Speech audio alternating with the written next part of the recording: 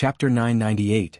Prefecture Magistrate Day's flattery is too ruthless. Madame Dai and Gu Yundong were already sitting in the reception pavilion talking. When they saw them, they quickly stood up. The prefecture magistrate had already seen Gu Yundong.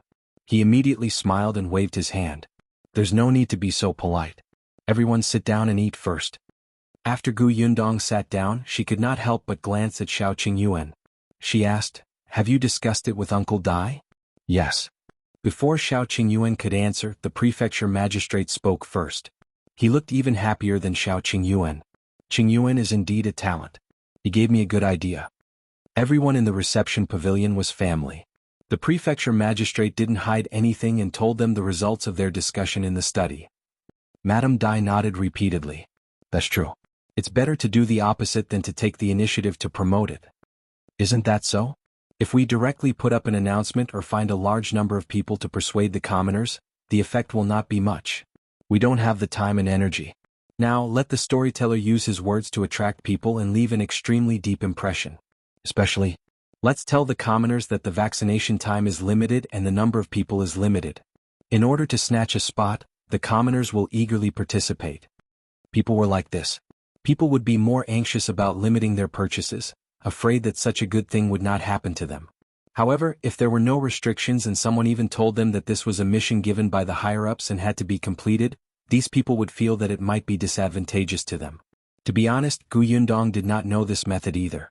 She couldn't help but glance at Xiao Qingyuan and ask them, "Then how do you plan to tell the story?" Prefecture Magistrate Dai laughed. "We've already written it down.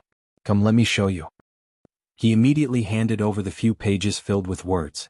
Xiao Qingyuan took a look. No wonder the prefecture magistrate had brought these pages with him when he went out previously. It turned out that he was showing off. Gu Yundong and the other two took it. Madame Dai and Dai Wenhua looked at it and nodded slightly, indicating that it was not bad. The writing is clear and smooth, the storyline is clear, and the logic is fine. The story is very voluptuous, the poems are quoted appropriately, and the beginning and end echo each other. Good. Gu Yundong was speechless. What should she do? Seeing that his wife and son had finished talking, the prefecture magistrate was still very satisfied. In the end, his gaze landed on Gu Yundong, but he saw that after she finished reading, her expression was strange and constipated. Prefecture Magistrate Dai's heart skipped a beat. Was there a problem? He thought that he had written it quite well and checked it once. There shouldn't be any typos. Well, Gu girl, how's my story? Gu Yundong could not bear to see him disappointed.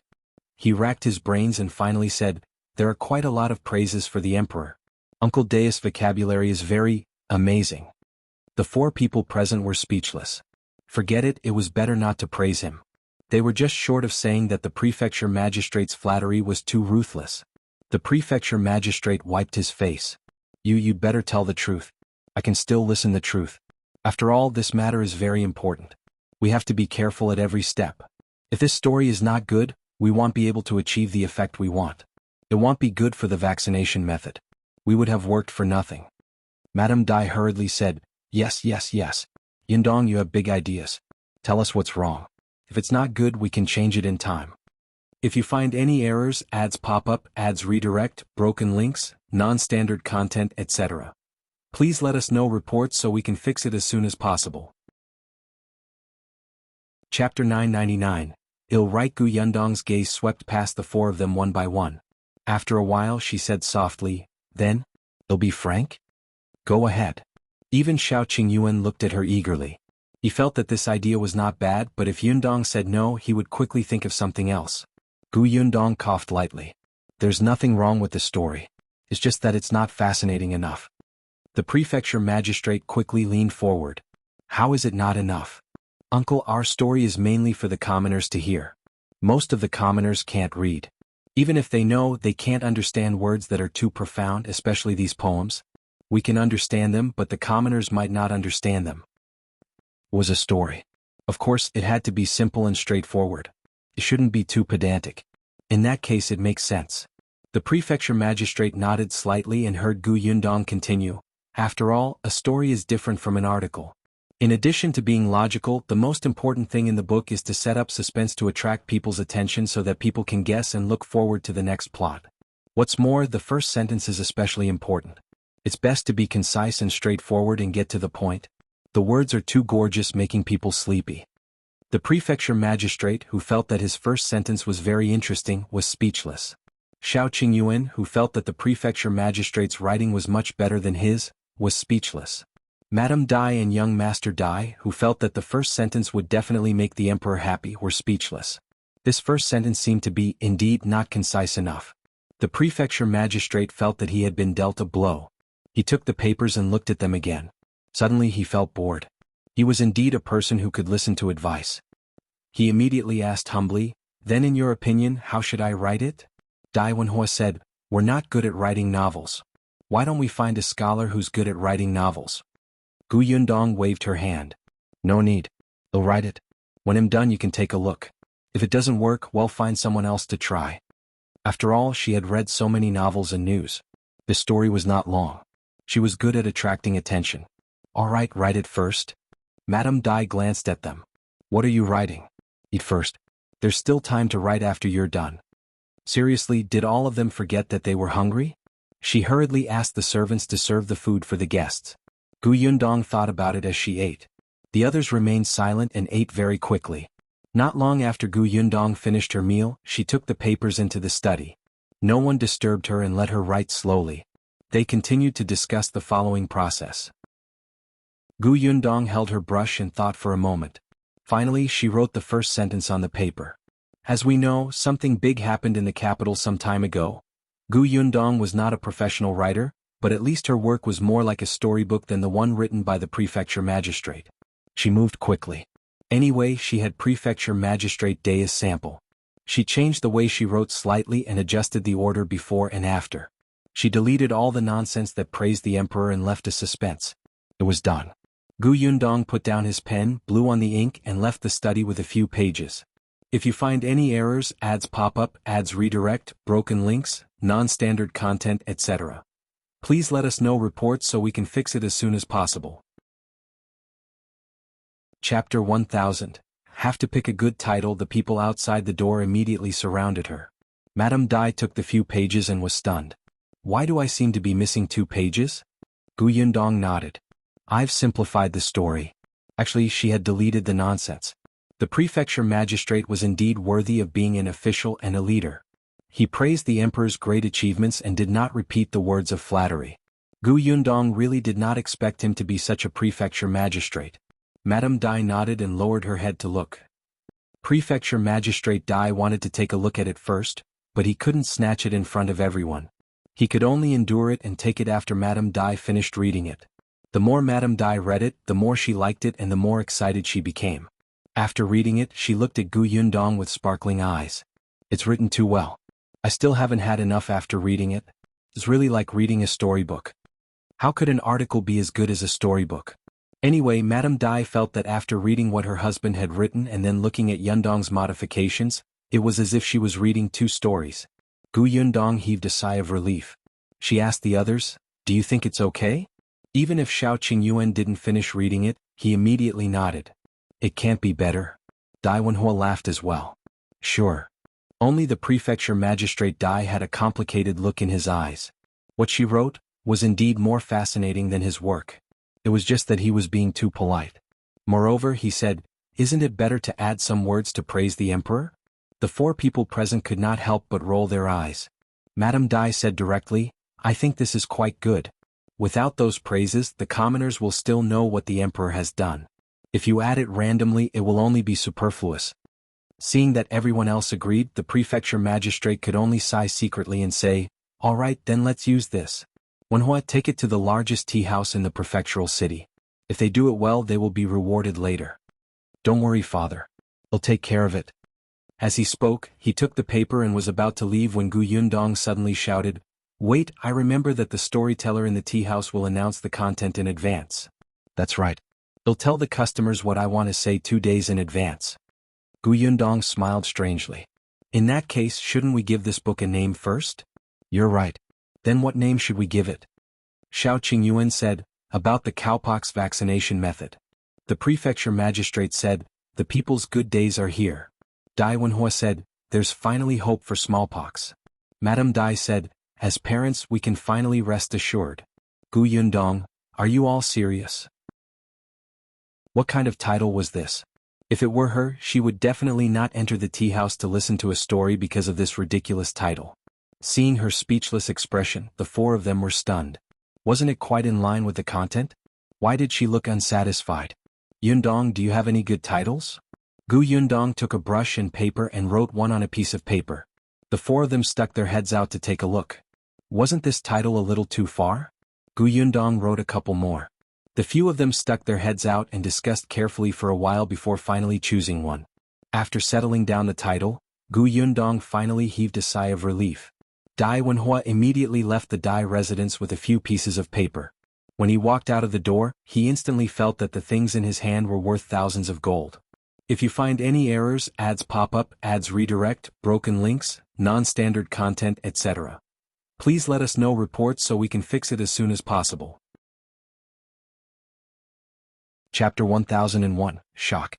People in the capital are scared. The largest tea house in the prefectural city was called Fortune Tea House. This tea house had been in operation for more than 100 years and was an old brand. The owner of the tea house knew how to put in a lot of effort. Not only were the tea leaves diverse, but there were also all kinds of snacks. Previously, after Gu Yundong's new tea house opened for business, the owner of the tea house came to contact them. Gu Yundong and the others did not hide anything and had business dealings with Fortune Tea House. Apart from that, the Fortune Tea House had another specialty, which was the storyteller. The stories told by the storyteller here were very novel and especially emotional. What was even more amazing was that there were people playing drums and gongs behind the screen. Therefore, there were many people who came to the tea house because of its reputation. The guests in the tea house did not care about their status. There were private rooms upstairs for the guests who could afford to spend. The guests who were less rich could still share a table in the lobby downstairs. Therefore, the business of the tea house was exceptionally good. Sometimes there was even a queue. Hence, even if Gu Yundong and the others opened the new tea pavilion, it did not affect their customer base. Dai Wenhua entered this building. This time he directly conveyed the government's orders. The owner of the Fortune Tea House had to cooperate. However, after the owner saw what Dai Wenhua had brought, he was immediately interested. Even without the government's orders, he wanted to buy it. Except, young Master Dai, is this story true? Of course it's true. How can such a matter that concerns the lives of hundreds of thousands of people be fake? The owner nodded. That's right. Lord Dai has always loved the people like his son. I believe him. He was even slightly excited. He asked in a low voice, but are there really only a few hundred free spots in front? Can you leave a few for us? You've helped us so much. Of course. Dai Wenhua tried his best to suppress the smile on his face. Look, Xiao Qingyuan was right. There was a limit to the number, so everyone was fighting to pre-order. Even the owner of the tea house, who was so knowledgeable, was so tempted, let alone others. However, this was inseparable from the good reputation his father had left behind after being an official for many years. Dai Wenhua believed that their plan would be launched soon. The owner immediately smiled. Thank you, young Master Dai. Dai Wenhua cupped his hands and left quickly. As soon as they left, the owner quickly found the storyteller and asked him to memorize the contents of these few pages. When the time came, he would definitely finish speaking without missing a word. Seeing that his boss valued it so much, the storyteller hurriedly took the few pieces of paper carefully. He asked the boss to let him stay in the private room and not leak this information. Then he went out and wrote a line of words on a sign. Then he hung it outside the door. Outside the door was the title of the story. As soon as the boss left, someone walked over to take a look. What did you say in the last 2 days? Is it the story about the scholar and the fox demon? I missed the ending yesterday. Are you still going to say the ending? I want to hear about General Wang's war. Don't argue, don't argue. Let me see. In the end, the person narrowed his eyes and looked at the headline, shock. Everyone in the capital was terrified when they found out. Everyone was speechless. What is it? The story this time seems very different. It's such a serious matter. The people in the capital are actually frightened. Wait, why do we have to wait for 6 days? If you find any errors, ads pop up, ads redirect, broken links, non-standard content, etc., please let us know reports so we can fix it as soon as possible. Chapter 1002. An incredible event. The contents of the story soon attracted everyone's attention in the tea house. The title was too captivating. Someone even looked for the boss to ask if he had any important news from Beijing. The boss smiled without saying anything. He only said, won't you know when you come to listen in 2 days? Then tell us more about the story. The boss shook his head and ran away when no one was paying attention. This matter was quickly spread. After all, what happened in the capital was the bellwether of the entire Dajin dynasty. Everyone was especially interested in what happened in the capital. Now, they actually said that everyone in the capital was frightened. What about them? Wouldn't they have to be scared to death? Dai Wenhua came back after asking around outside and said excitedly, "Many people are talking about this on the streets now. Miss Gu is indeed amazing to give it such a title." Gu Yundong chuckled. Actually, this was not her title at all. What she had originally written was, "Shocking. The emperor actually did such a thing. Go to." Coit was unbelievable. Why would the prince make such a life-and-death decision? This looked like a royal secret. It was more eye-catching, right? However, when the prefecture magistrate saw this, he almost shook his head off and refused to use this. He said that this was a great disrespect to the emperor. If he made a mistake later, he would be investigated and punished. Gu Yundong had no choice but to settle for second best and take another one. Although the effect seemed to be alright, she still felt a little regretful. As for why the storyteller had to wait 6 days before he started, it was naturally to leave enough time for Xiao Qingyuan and the others to make other preparations. Of course, it could also let the matter continue to ferment. Since there were no more problems about the storytelling in the tea house, the prefecture magistrate began to gather the doctors in the prefectural city. It was definitely impossible for Xiao Qingyuan to inoculate the citizens of the entire Xuanhe prefecture with cowpox vaccination. He had to tell the doctors how to operate first, and everyone had to work together. However, as Xiao Qingyuan had said, no matter if it was a doctor or a commoner, they had to be sought after. In order to avoid unnecessary doubts and trouble, the prefecture magistrate released a piece of news. There was finally a solution to a certain incurable disease. The imperial physicians of the imperial hospital planned to choose a portion of talented doctors and teach them this method. If there were any doctors who were interested, they could report to the prefectural city's government office in the near future. The government office would choose 10 suitable people. Yes, there were only 10 spots. First come, first served. As soon as this news came out, the doctors from the various medical centers in the prefecture capital were the first to report to the government office. The prefecture magistrate registered all the names. However, he was also afraid that all the doctors would come and cause the medical centers in the city to be empty. The patients would not be able to seek a doctor, so he limited the conditions. For example, there could only be 2 people participating from each clinic. This restriction made these doctors even more tempted and eager. 6 days later, the doctors had already gathered. Even many doctors from the various county cities below had arrived. The prefecture magistrate tidied up a few courtyards and rooms behind the government office and let everyone stay there. Xiao Qingyuan officially began his lesson. At the same time, the storyteller of the fortune tea house suddenly slammed the wood and the gong and drum behind the screen sounded heavily. Then they began to talk. As we know, something big happened in the capital some time ago. If you find any errors, ads pop up, ads redirect, broken links, non-standard content, etc. Please let us know reports so we can fix it as soon as possible. Chapter 1003. This person is handsome and cool. The fortune tea house was filled with people. The private rooms upstairs were all full, and the lobby downstairs was filled with people sitting or standing. Even the windowsill at the door was filled with people. Everyone was listening to the story. It was really because the publicity this time was especially awesome. It was not only because of the shocking title, but also because Prefecture Magistrate Dai had gotten someone to secretly promote it. Hence, Fortune Tea House had an unprecedented number of customers today. The storyteller was inexplicably a little nervous, but he was experienced and quickly immersed in the story. By the way, at the end of last year, a person suddenly came to the capital. This person is young and handsome. Most importantly, he has good skills.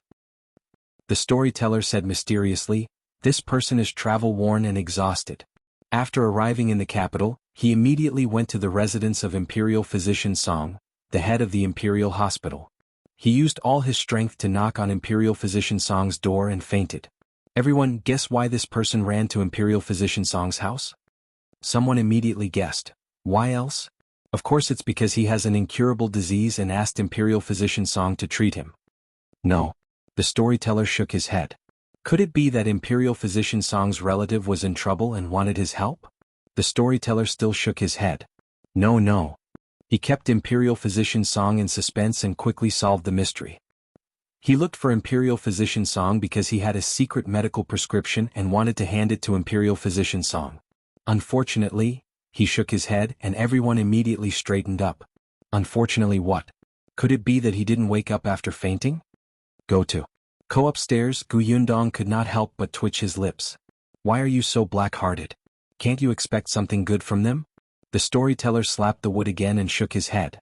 It's a pity that for a nameless commoner didn't have a visiting card or recommendation. How difficult was it to meet the head of the Imperial Hospital? The gatekeeper didn't allow anyone to enter at all. This person was chased out before he even saw Imperial Physician Song. However, he didn't give up. This medical prescription concerned thousands of commoners. Only by handing it to Imperial Physician Song could it be handed to the Emperor. Only then could it be announced to the world so that no families in the world would be destroyed because of the illness. Hence, he dragged his exhausted body and guarded Imperial Physician Song's residence, thinking that he would definitely be able to see him when the sky turned dark. However, what he didn't know was that Imperial Physician Song happened to go out to gather herbs and wouldn't come back at all today. Everyone think about it. It's December. It's so cold in the capital. He endured all the cold and waited outside for 3 days and 3 nights before Imperial Physician Song finally returned. When Imperial Physician Song saw his pale face and stiff body suddenly appear, he was shocked. Fortunately, Imperial Physician Song was benevolent. Seeing that he was trembling from the cold, he quickly got someone to bring the man back into the residence and let him eat something and drink hot water. Only then did he slowly recover. Who knew that this person's body would warm up and he could finally speak fluently? He immediately grabbed Imperial Physician Song's hand and said impatiently and excitedly, "Imperial Physician Song, the illness that has been troubling us for thousands of years can finally be resolved. We've finally found a way to prevent smallpox. In the future we won't let anyone die from smallpox." What? Whether it was upstairs or downstairs, all the guests in the tea house could not help but stand up and widen their eyes. If you find any errors, ads pop up, ads redirect, broken links, non-standard content, etc., please let us know reports so we can fix it as soon as possible. Chapter 1004. Willing to go to the 18th level of hell? What illness did you just say? Smallpox? Some people were so excited that they wanted to rush forward. Fortunately, the waiter was smart and quickly stopped them. Everyone calm down. Wait for the storyteller to finish speaking. A distinguished guest upstairs questioned, "How is that possible? Since ancient times, no one has ever found a way to treat smallpox." "You're bragging." The storyteller smiled. "This gentleman is right. Imperial Physician Song didn't believe it either. Wasn't this nonsense? How could you treat such a life and death matter just like that? Impossible." Imperial Physician Song was angry. Imperial Physician Song was furious. Imperial Physician Song wanted to chase this person out. But this person firmly swore that if he said anything false, he would go to the 18th level of hell and be dismembered by 5 horses. He would be cut into 1,000 pieces and never reincarnate. Upstairs, Gu Yundong was speechless. Did she write such a sentence? Could you not add it randomly? However, the storyteller became more and more excited as he spoke. His face turned red and he slapped the wood in his hand. The entire Fortune Tea House fell silent. Everyone was so shocked by this oath that they didn't even dare to breathe loudly. How ruthless was this? He had sworn such a heavy oath to himself. Imperial Physician Song was shocked. When he saw how confident this person was, he thought that if what the man said was true, wouldn't it benefit the people? No one would wait for death because of smallpox anymore. How shocking would this be for the people of the world? He spoke passionately and the people below also felt their blood boil. The storyteller paused and lowered his voice. Therefore, Imperial Physician Song was skeptical and patiently listened to him talk about the medical prescription. Unexpectedly, the more he listened, the more excited he became. The more he listened, the more he acknowledged the medical prescription. He immediately clapped his hands and cheered 3 times. However, as the head of the Imperial Hospital, Imperial Physician Song did not see the effect of this prescription with his own eyes. Naturally, he would not announce it to the world. He had to be responsible to the world. Hence, he pushed everything aside and focused on experimenting with this prescription. He even applied for leave from the emperor. A month later, Imperial Physician Song came out of the residence with a tired expression. However, his eyes emitted a light that was so hot that it could burn people. He entered the royal palace overnight and reported to the current emperor immediately. The storyteller cupped his hands towards the east. Everyone knows that His Majesty is wise. Ever since His Majesty ascended to the throne, he has been working hard to rule. He is wise and mighty and he loves the people like his children. He can be said to be an emperor for thousands of years. He sent disaster relief in Yongning Prefecture, and he killed corrupt officials Wanqing Prefecture. Just take our Xuanhe Prefecture for example. The thieves on the mountain were also captured by the soldiers of the emperor. Only then can we commoners have our current good lives, right? Yes. This was true. The current emperor had only ascended the throne not long ago, but everything he did was for the sake of the common people to have a better life. The storyteller was satisfied. Therefore, although His Majesty was woken up in the middle of the night, when he heard that Imperial Physician Song had brought over a medical prescription that could prevent smallpox, he immediately lost all his anger. He was extremely excited and filled with anticipation as he discussed with Imperial Physician Song until midnight. The next day, His Majesty even personally left the royal palace to verify the results. Seeing that the medical prescription was really useful, the emperor was overjoyed. He waved his sleeve on the spot and gave the medical prescription a name: cowpox vaccination method. The meaning is very simple. It means that those who are infected with cowpox will never be infected with smallpox again. Everyone was stunned. Cowpox infection? Are you serious? Someone asked softly. The storyteller said loudly, "Good question. If you find any errors, ads pop up, ads redirect, broken links, non-standard content, etc.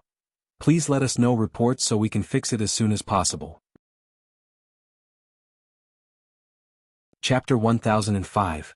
Everyone in the capital is scared. After the emperor announced the cowpox vaccination method, everyone was questioning if this vaccination method was really useful. Is it true? If it's fake, won't they lose their lives? The storyteller continued, even though the emperor repeatedly guaranteed that there was no problem, and more than 30 to 40 people had already been vaccinated with cowpox, and the emperor had seen it with his own eyes, many people still had doubts. The emperor was anxious. What should he do? This kind of thing that benefits the people is originally a great thing, but no one is willing to try it. Wouldn't it be a waste of such a good medical prescription? Every year, people who get smallpox would still die in batches. The emperor's heart was bleeding. These are his people. He wants to save everyone's lives. The storyteller screamed at the top of his lungs. Some people below had already begun to wipe their tears. The emperor really loved his people like his children. The emperor is a benevolent ruler. Although he was anxious, he didn't want to force others to take the vaccine. But was this the only way? There's no progress at all. At this moment, the 11-year-old second prince knelt solemnly in front of the emperor and said with a firm expression, "Father, I'm willing to give it a try. I haven't had smallpox yet, so I can take the vaccine. When the time comes, Father will invite all the officials and commoners to witness it with their own eyes. They will definitely believe you." Everyone was stunned. The second prince? The second prince was actually willing to be a test subject? Wasn't this too bold? Wasn't he afraid of failure? The storyteller was shocked. Everyone, you didn't hear wrongly. The second prince really wanted to test it himself.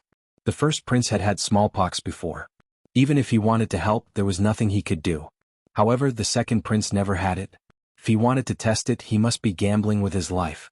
Once this shocking action spread, everyone in the capital was terrified. Very good, it was time to ask the questions. Upstairs, Gu Yundong nodded slightly and took a sip of water. She did not randomly pick a title, right? How appropriate. Go to. The guests in the tea house widened their eyes. But wasn't that so? Not to mention the people in the capital, they were also frightened when they heard that. That was a prince, and the second prince was the son of the first wife. How noble was his status? He was actually willing to be vaccinated with cowpox? The storyteller took a sip of tea. He had been too excited just now and his throat was a little smoky. Someone below could not help but hold his breath and ask carefully, "What happened after that? Did the emperor agree?" The storyteller pointed at him. Good question. Everyone was paying attention to this matter. In less than a day, it shocked the court. None of the officials in the capital agreed. They all submitted reports to plead with the emperor to dispel the second prince's thoughts. There was even a loyal and patriotic minister who brought his son into the palace and asked him to replace the second prince with this cowpox vaccination method. Guess what the emperor said? The storyteller paused. Before anyone could speak, he continued, the emperor said, "My son is a prince. He is respected by tens of thousands of people and praised by the world. He enjoys power and doesn't have to worry about food and clothing. Then, it's only right for him to do something for the people of the world. For the sake of the people of the world, I agree with him to personally test the cowpox vaccination method. You don't have to persuade me anymore. This matter is settled. Everyone present sucked in a sharp breath. His Majesty agreed just like that? The Emperor has blessed the world. It's the blessing of the people to have such a wise ruler. It's the blessing of the world. If you find any errors, ads pop up, ads redirect, broken links, non-standard content, etc., please let us know reports so we can fix it as soon as possible. Chapter 1006. Too effective. Many people were grateful. They knelt down and shouted, "Long live the Emperor! Long live the Emperor!" Gu Yundong was speechless. This was too effective. Fortunately, Prefecture Magistrate Dai did not use the entire page of praise. Otherwise, these people would probably kneel while listening to the entire story. After everyone expressed their gratitude, the storyteller continued, "Everyone, for the sake of the world and to make the smallpox disappear completely and not let the common people lose their lives because of this illness, the Emperor has really put in a lot of effort." Then what happened to the second prince? Someone asked anxiously. A smile instantly appeared on the storyteller's face. The cowpox vaccination method has already been confirmed by the head of the Imperial Hospital and has been approved by all the Imperial physicians. What do you think the second prince will do? He will naturally be safe and healthy. Moreover, from now on he won't be troubled by smallpox anymore. At that moment, the entire capital was celebrating. All the officials had personally witnessed the process of the second prince's vaccination, and they had personally seen him recover. The cowpox vaccination method was indeed a major invention. The exciting moment had arrived, and all the officials cheered for the heavens to bless our empire. The storyteller's saliva flew everywhere, and his entire body trembled. Everyone witnessed the effectiveness of the cowpox vaccination method. After the second prince, Prince Ning, Prince and the Prime Minister, the Minister of Justice, and the others all submitted a plea. They wanted their sons to follow in the second prince's footsteps and be vaccinated to prevent smallpox. His Majesty agreed immediately. Unfortunately, everyone was stunned. What was a pity? Didn't they say that it was effective? The storyteller shook his head again. Unfortunately, the number of imperial physicians was limited. Other than the person who invented the cowpox vaccination method, only Imperial Physician Song knew this vaccination method.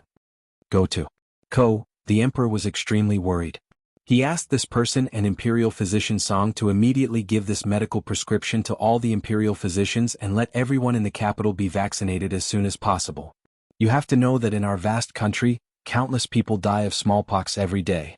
The earlier they are vaccinated, the earlier they can prevent it and feel at ease. However, other than the capital, there are still millions of people in the world that the Emperor has to care about. What should we do?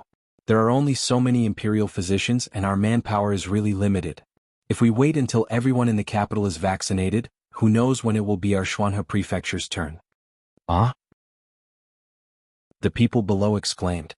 Didn't that mean that many people on their side would die from smallpox? The storyteller shook his head and sighed. There's nothing we can do. Our prefectural city is too far away. After the vaccination, there's still Linzhou Prefecture, Wanqing Prefecture, and Yongning Prefecture. Someone hurriedly said, then can we ask the prefecture magistrate to send a letter and beg the Emperor to send us an imperial physician so that we can be vaccinated? That's right. My first 2 children died of smallpox. Now that I finally have a third son, I'm on tenterhooks all day, afraid that he won't be able to survive this illness. Now that we finally have a solution, I don't want to miss it. That's right. I have an older brother who also died of this illness. My parents suffered a setback and haven't recovered until now. Gu Yundong listened quietly from the second floor. Some of them should be hired to talk here, right? The storyteller spread his hands. There's nothing I can do. I'm just a storyteller. I can only tell everyone about this joyous matter. I don't know anything about treating illnesses. As soon as he finished speaking, a group of people suddenly walked over. If you find any errors, ads pop up, ads redirect, broken links, non-standard content, etc., please let us know reports so we can fix it as soon as possible. Chapter 1007. The subtext is very obvious. Someone with sharp eyes saw the person in front clearly and immediately shouted, "It's young Master Dai. That's young Master Dai." The people in the tea house turned their heads. The people at the door were close. They quickly ran to Dai Wenhua and blocked his way. Dai Wenhua was confused. He looked at the commoners who had suddenly appeared in surprise and took 2 steps back. What's the matter? Gu Yundong could not see clearly from the second floor, but he knew that Dai Wenhua had followed their plan and led his men past the entrance of the tea house when everyone was at a loss.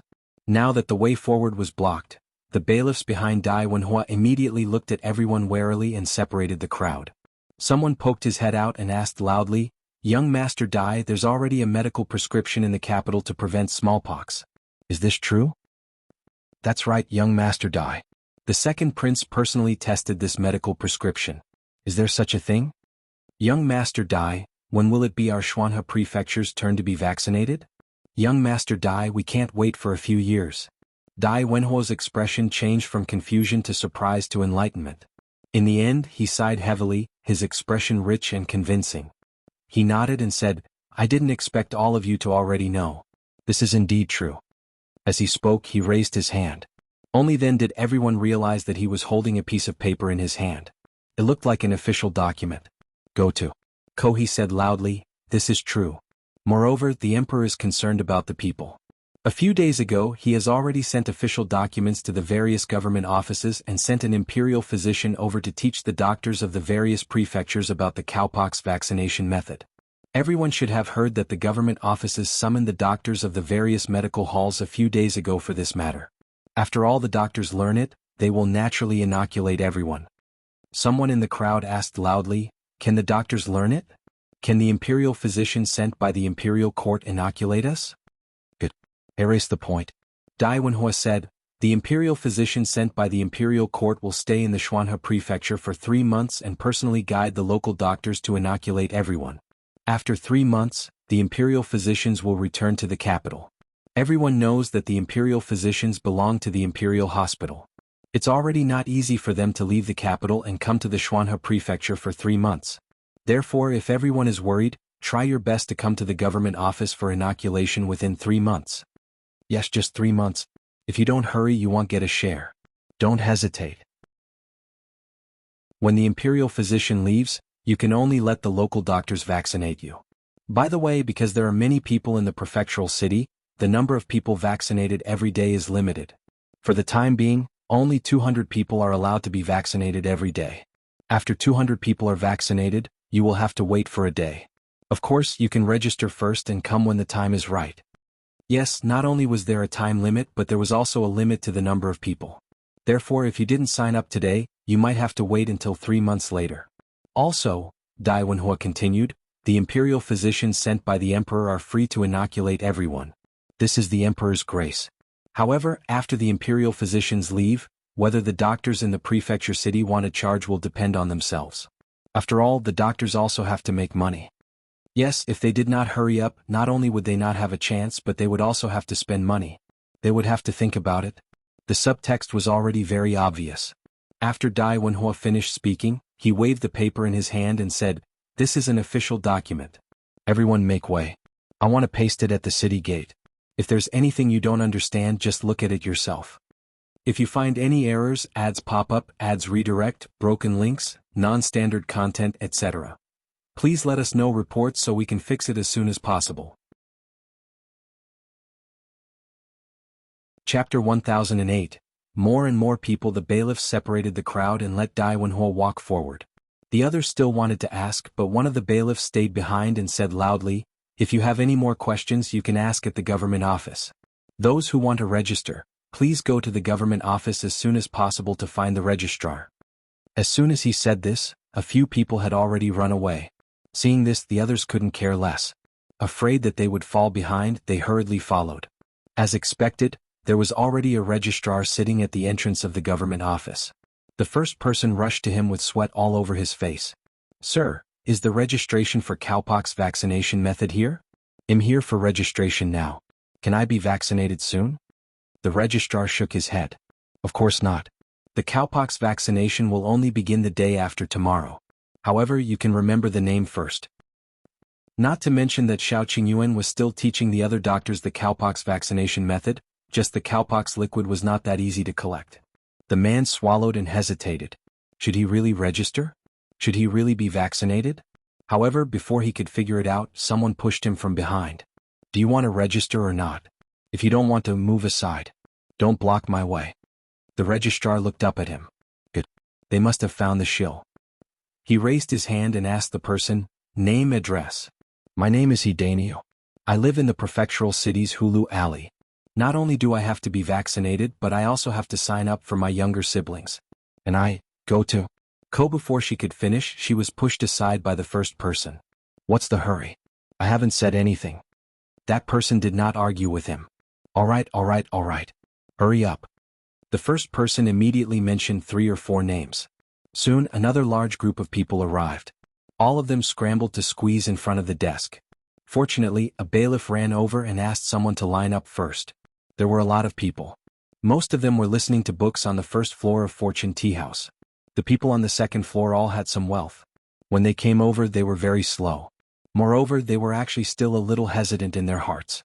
They wondered if they should just let these ordinary people test it to confirm that it was safe. Therefore, even though they had come, most of them were still standing far away and had no intention of registering. Unexpectedly, a moment later, the registrar suddenly shouted, the 200 slots for the first day are already full. Now start registering for the second day. What? It's already the second day? Didn't only a dozen people pass in front? The registrar said loudly, although only a dozen or so people have gone over, everyone has reported their siblings, sons, daughters, nephews, and nieces. Every person has already reported many names, so the spots are naturally full. What? That worked? The crowd immediately became anxious. Those wealthy families who originally wanted to observe also became anxious.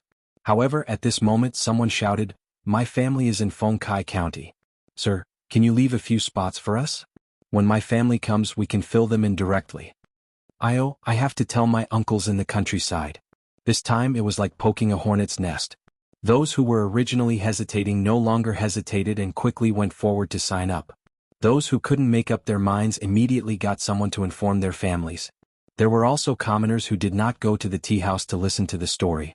When they saw that there was a long line at the entrance of the county office, they immediately came over curiously to ask about the situation. Immediately, someone explained the process to them vividly. There were more and more people. If you find any errors, ads pop up, ads redirect, broken links, non-standard content, etc. Please let us know reports so we can fix it as soon as possible. Chapter 1009. Another shocking title. Everyone in Fortune Tea House had left. Only Gu Yundong was still upstairs. She slowly finished the tea and snacks on the table. After all, she had spent money. She could not waste it. She would not stop until she finished the last peanut. The storyteller downstairs was still drinking water. He was too excited and his mouth was dry. The boss walked over at this moment and patted his shoulder. Not bad, well said. The storyteller chuckled. Boss, when are we going to start the second half of the story? These people are too anxious. They've all run away before you can finish. They were too anxious for a moment and afraid that I wouldn't have a spot.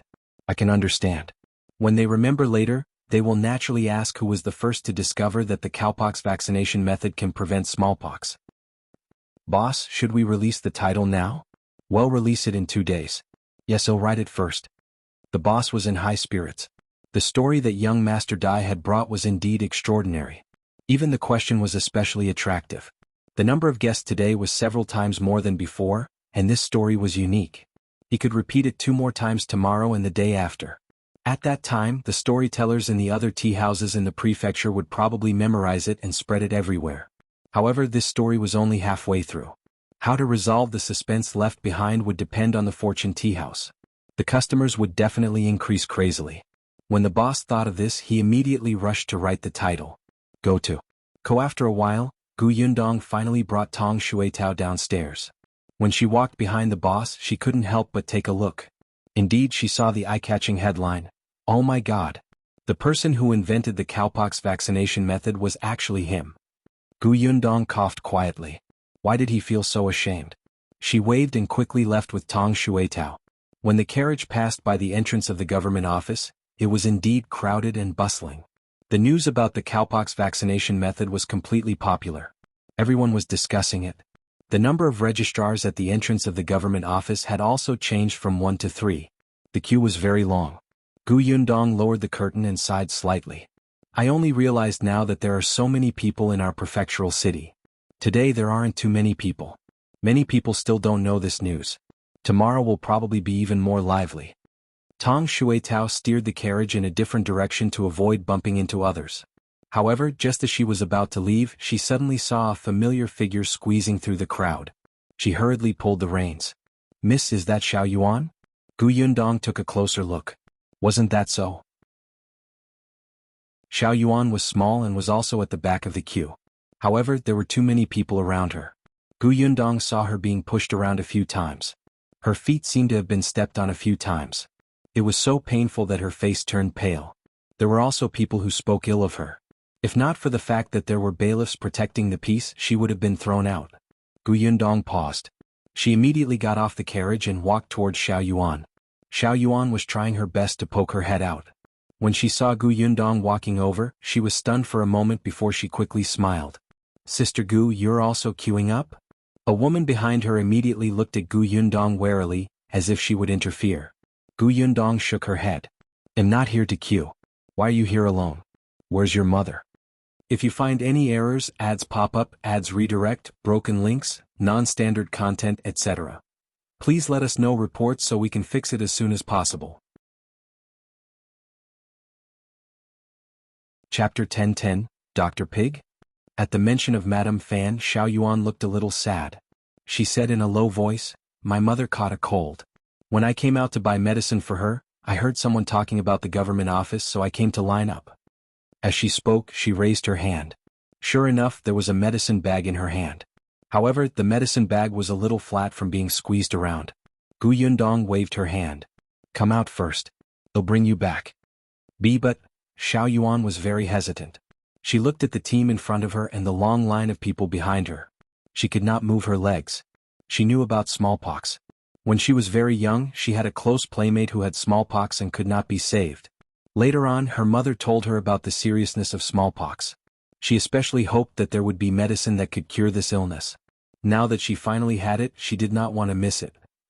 Seeing this, Tang Xuetao immediately leaned close to her ear and whispered, "Miss knows that imperial physician from the capital. Don't worry." Xiao Yuan's eyes lit up when she heard that. Only then did she come out of the team. Gu Yundong held her hand and got into the carriage. She looked at the long line and slowly exhaled. Xiao Yuan had helped her before. Seeing her in such a sorry state, she naturally wouldn't sit back and do nothing. The two of them sent her home directly. Madame Fan had indeed caught a cold. Fortunately, she had recovered a lot after taking a few medicines. Seeing that Xiao Yuan had not returned for a long time, she was anxious. When she saw Gu Yundong and the rest, she quickly went into the house to avoid infecting them. Source: Com updated on. Hence, it was Xiao Yuan's father who received Gu Yundong. Gu Yundong explained to him about the incident at the government office, and Xiao Yuan's father immediately became excited. "It can prevent smallpox? Really? Then I'll queue up and register for my Xiao Yuan." Gu Yundong hurriedly stopped him. "Don't. I specially brought Xiao Yuan back. There's no need to queue up. I'll get Aju to come over later and give Xiao Yuan the vaccine first."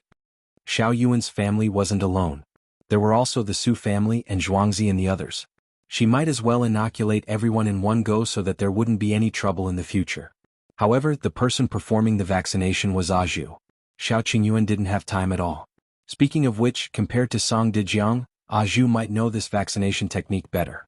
After all, ever since Xiao Qingyuan started exploring the cowpox vaccination method, Aju had been learning by his side. He had even personally infected himself with cowpox, so there was no problem with his skills. Xiao Yuan's father was even more grateful. Then he'll have to trouble Dr. Zhu Wan. Gu Yundong was speechless. "Dr. Pig?" The corners of her mouth couldn't help but twitch. This sounded too awkward. Shouldn't Aju and the rest change their names? What were their names in the past? She had to ask later. Gu Yundong shook her head and agreed on a time for vaccination with Xiao Yuan and the rest before leaving with Tang Xuetao. Unexpectedly, when she went out, she happened to see Mother Su, who lived next door. Mother Su was slightly stunned when she saw her. Then she went up to her excitedly. "Boss Gu, why are you here? I bumped into Xiao Yuan on the way and brought her back." Gu Yundong nodded. "I won't bother you anymore. Well, leave first." With that, Gu Yundong raised her foot again. Mother Su ran up to her. "Hey, wait, Boss Gu. Aunt, what's the matter? I do have something to ask you. If you find any errors, ads pop up, ads redirect, broken links, non-standard content, etc., please let us know reports so we can fix it as soon as possible. Chapter 10:11. A Match Made in Heaven. Gu Yundong raised her eyebrows. Sure, ask away. Mother Su looked left and right, looking like she was hesitating. Gu Yundong saw that it was still early, so she simply said, "Why don't we talk inside?" All right. Boss Gu, please come in." When she entered the Su family's house, Mother Su immediately poured her a glass of water. She was very enthusiastic. Gu Yundong had just drunk water at Xiao Yuan's house. She simply held the cup in her hand and asked bluntly, "Aunt, if you have any difficulties, just tell me. Su Changshan and Su Qing are helping me now. I will definitely help you if I can." Then I'll get straight to the point. Mother Su coughed lightly. Even though she was at home, she still lowered her voice and said softly, "I just want to ask Boss Gu, how's Zhuangzi's character?" Zhuangzi?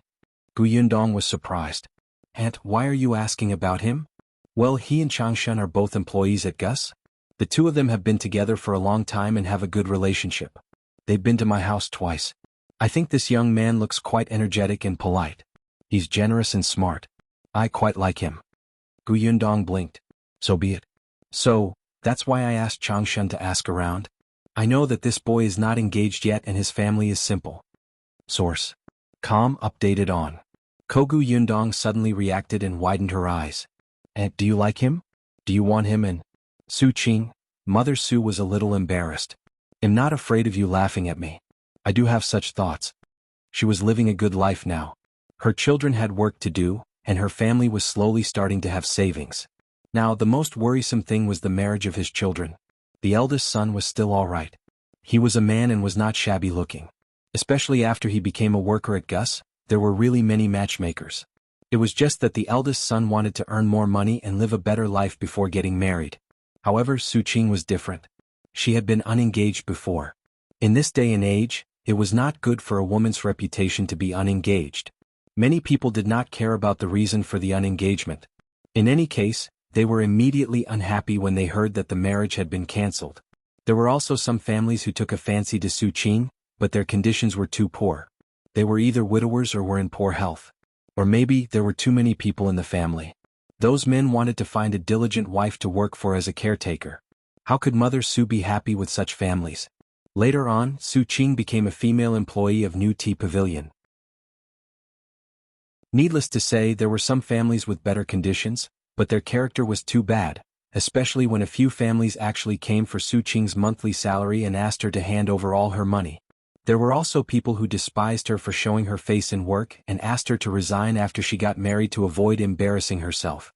However, they turned around and said that she could let others do this work. After all, there were also older women working in the kitchen in New Tea Pavilion. Mother Su almost fainted when she heard that. These people had a good plan. Because of this, Mother Su was a little disheartened. Until she met Zhuangzi. This young man had a sweet mouth and upright face. He also had a job. His family was simple, and his sister was also a female employee of New Tea Pavilion. He definitely wouldn't mind a woman working outside. The more Mother Su looked at him, the more she liked him. She felt that he and her daughter were a match made in heaven. As for whether Zhuangzi was from the prefectural city or the countryside, that was not important. If you find any errors, ads pop up, ads redirect, broken links, non-standard content, etc., please let us know reports so we can fix it as soon as possible. Chapter 10:12. This bastard is heartless. Gu Yundong was a little stunned. She had actually taken a fancy to Zhuangzi? The question was, why did he come to ask her? Although she was the boss and had always been a woman of her word, she was not married yet. She was really just a girl. Gu Yundong felt wronged. Seeing that she was silent, Mother Su asked softly, "Boss Gu? Is there anything wrong? Or is Zhuangzi actually married in the countryside?" "No, he's not married." Gu Yundong hurriedly shook her head. Mother Su heaved a sigh of relief. "Boss Gu, I haven't told anyone about this, not even my parents. I want to ask you first to understand what kind of person Zhuangzi is." What kind of person was he? Gu Yundong thought for a moment and decided to give Mother Su a heads up. Zhuangzi is indeed a good person. In the beginning he was a worker at Gus in my county city. It was because he did a good job that I transferred him to the prefectural city. But there's something I have to make clear to Andy first. In the past, Zhuangzi was a hooligan in the village. Although he did not do anything outrageous, he did commit theft. Gu Yundong was not sure if Mother Su would mind this matter. If she did, then this matter would be over. Mother Su was indeed stunned. A hooligan? She had never thought of this, much less expected it. Source. Com updated on. Kogu Yundong did not hide anything. She also explained the reason why he was a hooligan and his changes and efforts over these days. Mother Su lowered her head and remained silent for a long time. After a while, she raised her head again and said, if that's the case, he became a hooligan for his parents and sister. Now that he's better, he's motivated now. The past is in the past. Moreover, from another perspective, he's a person who values relationships and loyalty. He cares a lot about his family and protects them in his own way. Gu Yundong was speechless. How could that be understood? Was Zhuangzi really someone who valued relationships and loyalty? However, Mother Su felt that it was impossible for people to be perfect. She did not know anything about benevolence and righteousness, but a man who was good to his family was responsible. If he knew how to be filial to his parents, dote on his sister and work hard to earn money, he would treat his wife well in the future. They were all small fries. It was enough that they could protect their small family. At this moment, Gu Yundong actually felt that Mother Su was extremely smart. But, what if Zhuangzi, that bastard, focused on developing his career? He did not seem to have thought about marriage. His goal was to be a shopkeeper and reach the peak of his life. This bastard had no feelings. At the thought of this, the veins on Gu Yundong's forehead twitched. After a while, she said, since Andy thinks that Zhuangzi is a good person, he'll go back and figure out his intentions. If he's interested, he'll get him to find a matchmaker to propose marriage. If he still doesn't want to get married, well, pretend that we never talked about this. What do you think? Mother Su immediately smiled and nodded. Thank you, Boss Gu. Gu Yundong waved her hand. There's no need. They're both my shop assistants. They'll be happy if something good happens to them. Just don't ask me to be a matchmaker next time, will you? She was really not good at this. Gu Yundong secretly wiped her sweat and left the Su residence with Tong Shuetao. After getting into the carriage, she collapsed inside. Tong Shuetao looked at her in surprise, paused and asked softly, Miss, are we going to Gus to look for Zhuangzi? If you find any errors, ads pop up, ads redirect, broken links, non-standard content, etc. Please let us know reports so we can fix it as soon as possible.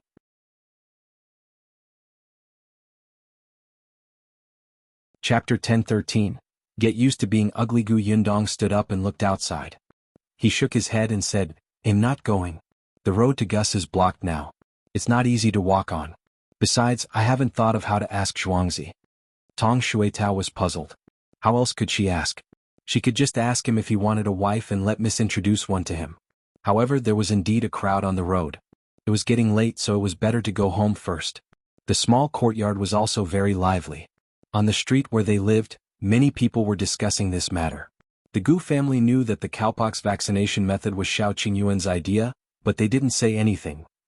For the past few days, other than Gu Yundong, the rest of the Gu family had been obediently staying in the small courtyard. A few days ago, Xiao Qingyuan had just finished inoculating Miss Gu Yunka. She was much better now. The younger siblings in the family had not had smallpox yet. Since there was a preventive method, it would definitely be used on them immediately. However, Yunshu and Yuanji were in the county city, so they inoculated Kiki first. It was just that the young lady still had marks on her body. She felt that she was too ugly and refused to come out of her room. The first thing Gu Yundong saw when she came in was that she had covered her head with red gauze. She looked like a little bride. She smiled at once. The little girl heard the sound and immediately turned her head. Sister, you're back? Where's Brother Xiao? He won't be coming back today, but he told me that Miss Kiki's acne will be gone soon. Can you hold on for 2 more days? Okay. The young lady felt that she would get used to being ugly. As long as she didn't look in the mirror or the basin, she could still deceive herself. That night, Xiao Qingyuan didn't return. He would probably have to stay in the government office for the next 2 days to train those doctors urgently. The entire prefectural city was just as they thought. The story of the cowpox vaccination method quickly spread in the 2nd, 3rd, and 4th tea houses. More and more people knew about this method to prevent smallpox. They learned about the great actions of the current emperor and the second prince. They also knew that there was a long queue outside the government office. The number of people registered had already lined up until a month later. Most people had the mentality of following the masses. Coupled with the fact that this was an official endorsement, the imperial court would definitely not joke about such a matter of life and death. This cowpox vaccination method must be real. They had to take this opportunity to queue up. Not only did they record their names, but they also reported the names of the people close to them. The people of many villages outside the prefecture capital also heard the news and rushed over. There were even people from the nearby county cities who came to register. Seeing that there were more and more people, the prefecture magistrate began to get people to tell stories in the tea houses in the counties. However, the outcome was still slightly different.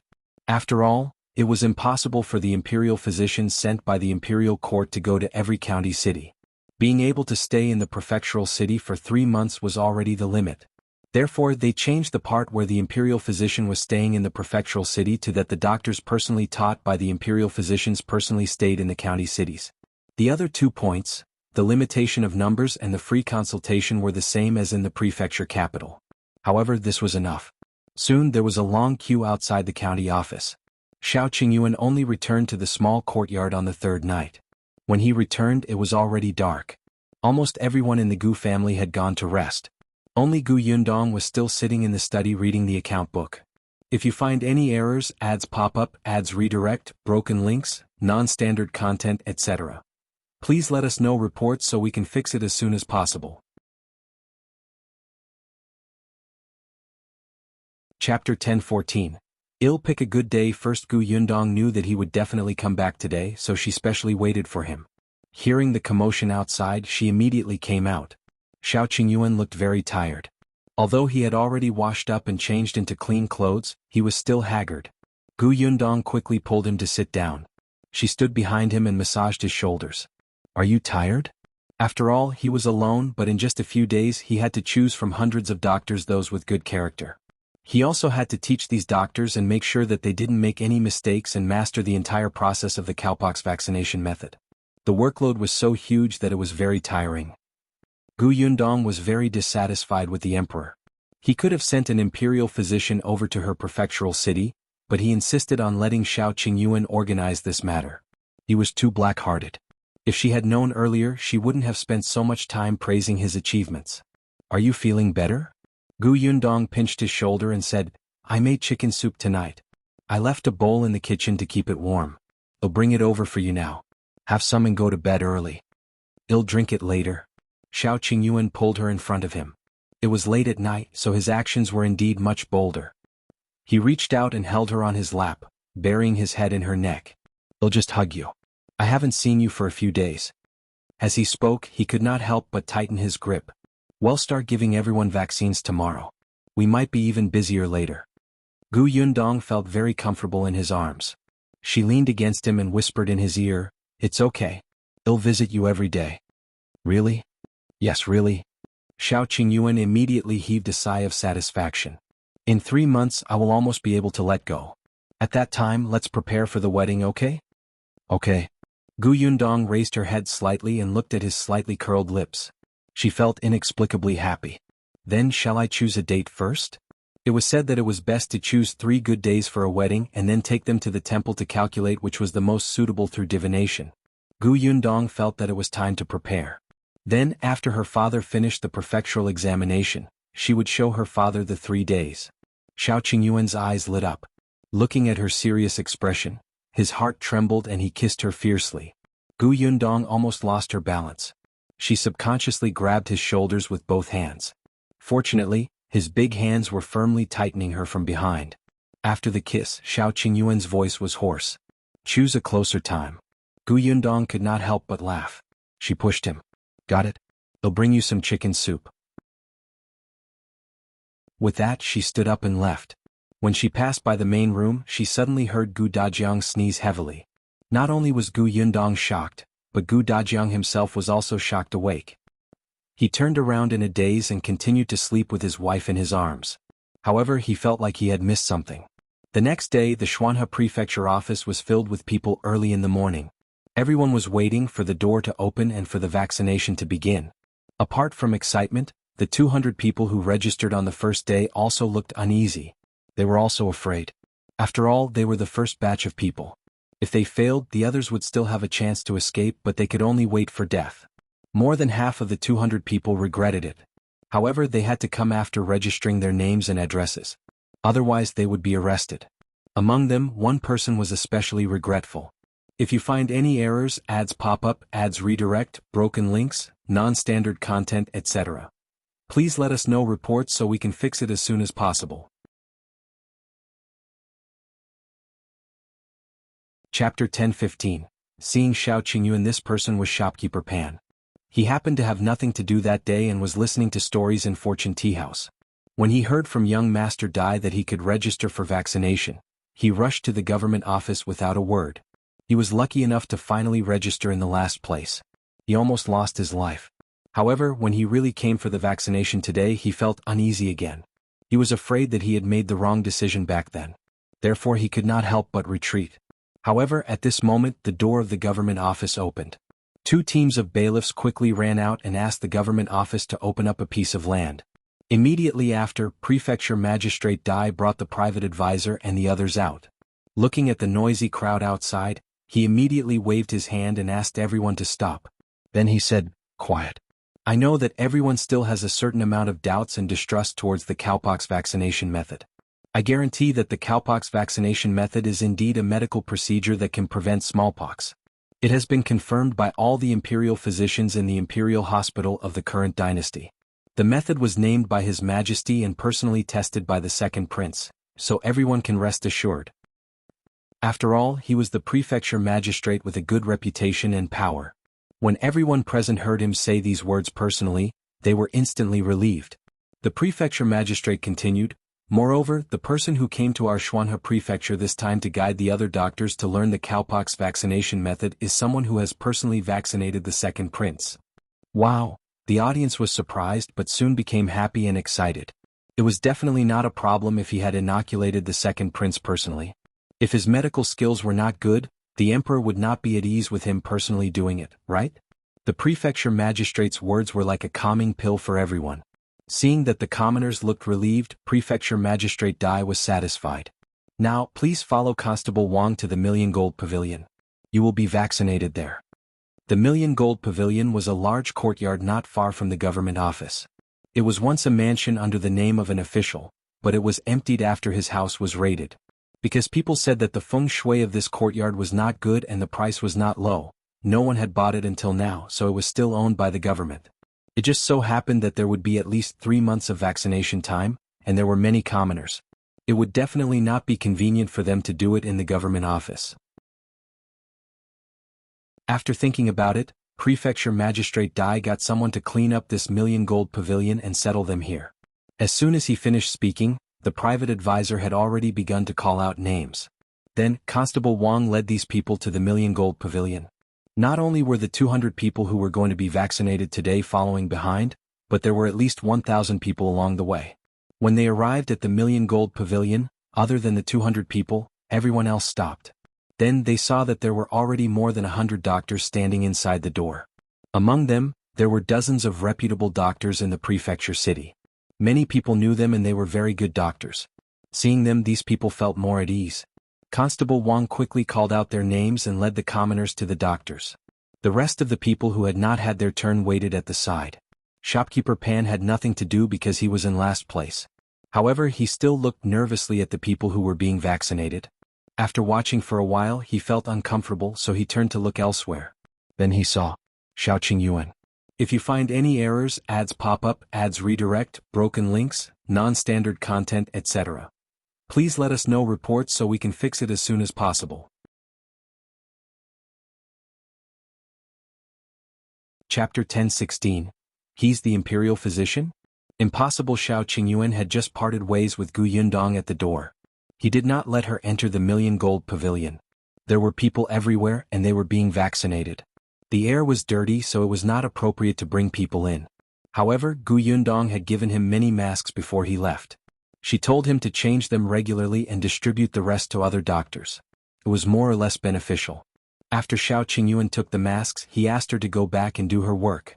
After watching Gu Yundong leave with his own eyes, he turned around and entered the Million Gold Pavilion. At this moment, he was giving masks to these doctors who were preparing, so he did not have time to put one on himself. The doctors had also come into contact with the epidemic in the past. At that time they would cover their mouths and noses with a cloth. Now that they saw what Xiao Qingyuan had brought over, they still found it very novel. The mask was really thin and dry. With 2 straps tied behind her ears, it would not fall off easily even if they ran. It was too convenient. All of them immediately thanked Xiao Qingyuan for his good intentions. After interacting with Xiao Qingyuan for the past few days, they increasingly felt that not only was this young man extremely talented in medicine, but he was also a person who did not hide anything.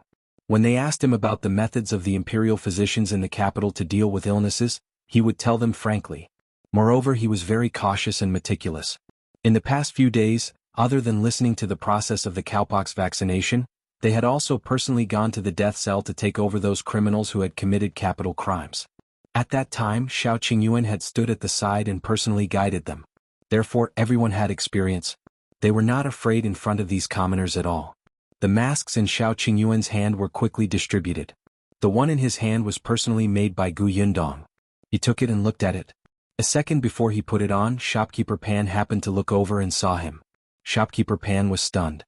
He was too familiar with Xiao Qingyuan. Not only had this person caused him to lose face, but he had also suffered a prison sentence. Now that his life was getting worse, even if he turned to dust, Shopkeeper Pan would still be able to recognize him. But how did this person appear here? Looking at his face, he had the same thing as the other doctors. Could he be a doctor too? But how was that possible? Shopkeeper Pan was puzzled, but he had learned from his mistakes. Instead of rushing forward, he carefully observed. Then he realized that Xiao Qingyuan did not personally inoculate people. However, he shuttled between the doctors and guided them in the inoculation method. He looked like, it was as if he was the boss. It was as if he was the imperial physician from the capital who had specially come to the prefectural city to teach these doctors the vaccination method. How was this possible? He was just a brat from the countryside. How could he have such ability? Shopkeeper Pan's heart was filled with anger and excitement. He had to expose him. However, to be on the safe side, Shopkeeper Pan suppressed his impulse and quietly walked to the side of an old doctor who seemed to have a good temper. He pretended to be curious and asked, "Doctor, who is that young master? Is he also a doctor here? Why don't I see him helping others with vaccination?" The doctor happened to be idle. When he heard this, he looked in the direction of Shopkeeper Pan's finger and immediately smiled. "Oh, you mean young Master Xiao? He's the imperial physician from the capital. He has to supervise everything. It's naturally not appropriate for him to do it himself." Him? An imperial physician from the capital? How is that possible? If you find any errors, ads pop up, ads redirect, broken links, non-standard content, etc., please let us know reports so we can fix it as soon as possible.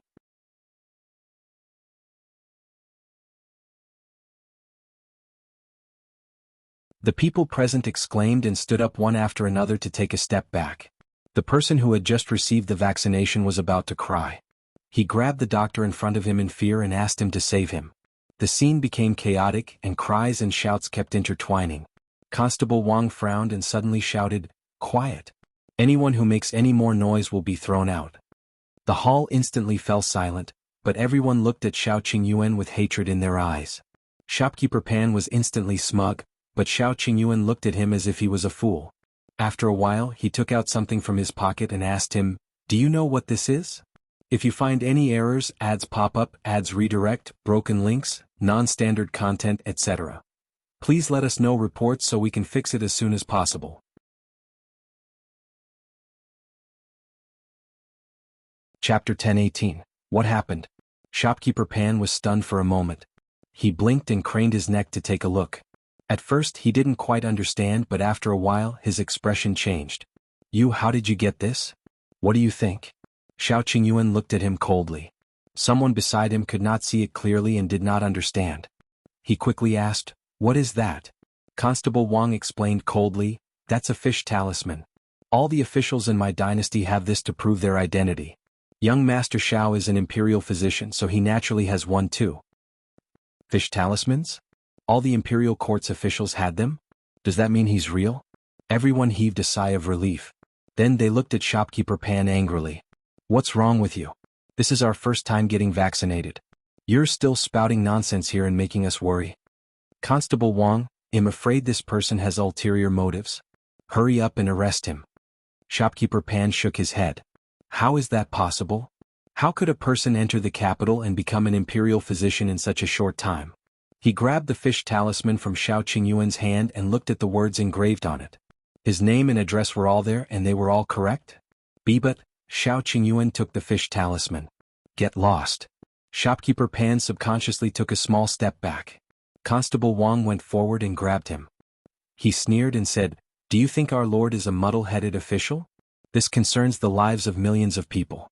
How can we hand such an important matter to him without confirming young Master Xiao's identity?" Young Master Xiao came from the capital and is escorted by the imperial guards sent by the emperor. No, there were no imperial guards, but words had to be said beautifully. I. Shopkeeper Pan took 2 more steps back, feeling flustered. The others present pointed at him, making him panic. Constable Wang grabbed him and walked out. This is the emperor's decree. You clearly have ulterior motives for doubting young Master Xiao. Come, follow me to the government office. No, my lord, please spare me. I really didn't. I misunderstood. Constable Wang didn't listen and dragged him out.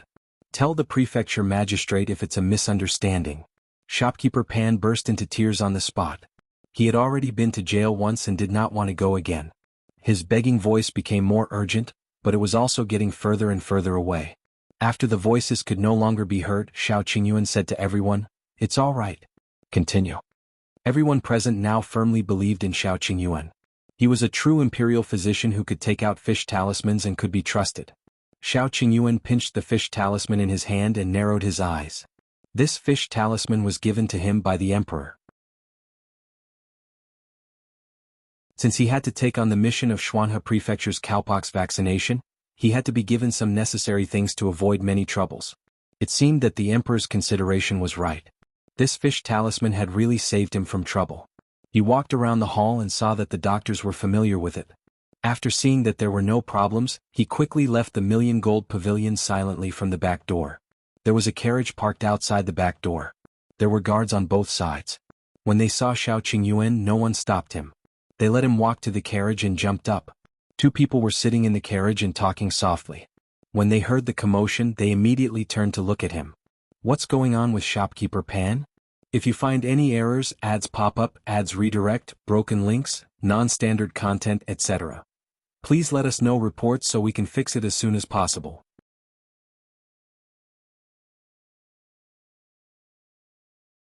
Chapter 1019, Found Money? The person who spoke was Qin Wenjing, who should have stayed in the county city. Xiao Qingyuan frowned and said, "It should be someone who knew me in the past. I don't remember him." The prefecture magistrate waved his hand. "I've already sent someone to investigate. Do you think he's the person who will sabotage the cowpox vaccination?" "It doesn't seem like it." Qin Wenjing lowered his eyes and pondered. If someone really wanted to cause trouble during this vaccination, they shouldn't have found such a person. He looks a little like a fool. Xiao Qingyuan agreed with this. "It's not him, but after Shopkeeper Pan's commotion, I realized that someone's behavior is very strange." "Who is it?" Qin Wenjing asked anxiously. The vaccination this time was too big. It was very likely that someone would make a big fuss, especially in the Xuanhe Prefecture in Fengkai County. Qin Wenjing had stayed in Fengkai County for a few years with the Emperor's secret mission. Could be seen that Fengkai County was hiding a huge secret. Unfortunately, although they had already found out about the Tao father and son, the Tao father and son were not important figures. Qin Wenjing had to find out all the ferocious beasts hidden in the county prefectural city.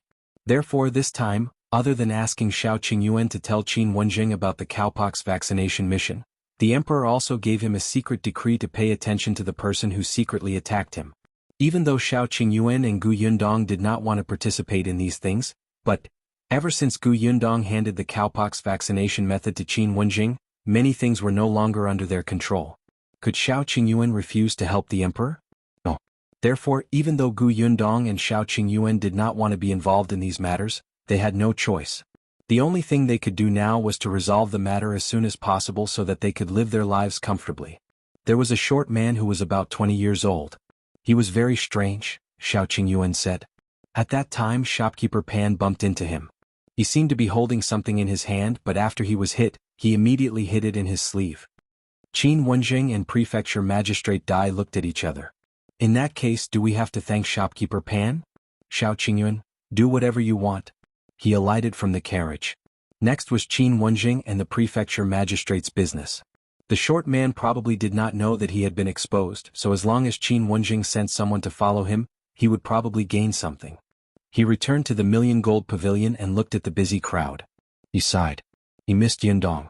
At that moment, Gu Yundong had already arrived at Gus.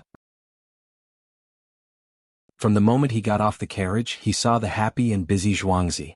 He looked so excited that he did not even notice that Gu Yundong had come in. It was only when Su Changshan called boss that he quickly turned around. Gu Yundong sized him up from head to toe. You look energetic. Are you used to working in the prefectural city? Yes, everything is fine. Zhuangzi nodded repeatedly. Gu Yundong walked to the side and sat down. Zhuangzi immediately poured her a cup of tea. His footsteps were light. It seemed like he had really encountered a good thing. You picked up money? Why are you so happy? No. Zhuangzi immediately shook his head. He thought for a moment and said softly, Boss, I went out of the city to see my parents yesterday. Yes, and then? He was so happy meeting his parents? If you find any errors, ads pop up, ads redirect, broken links, non-standard content, etc. Please let us know reports so we can fix it as soon as possible.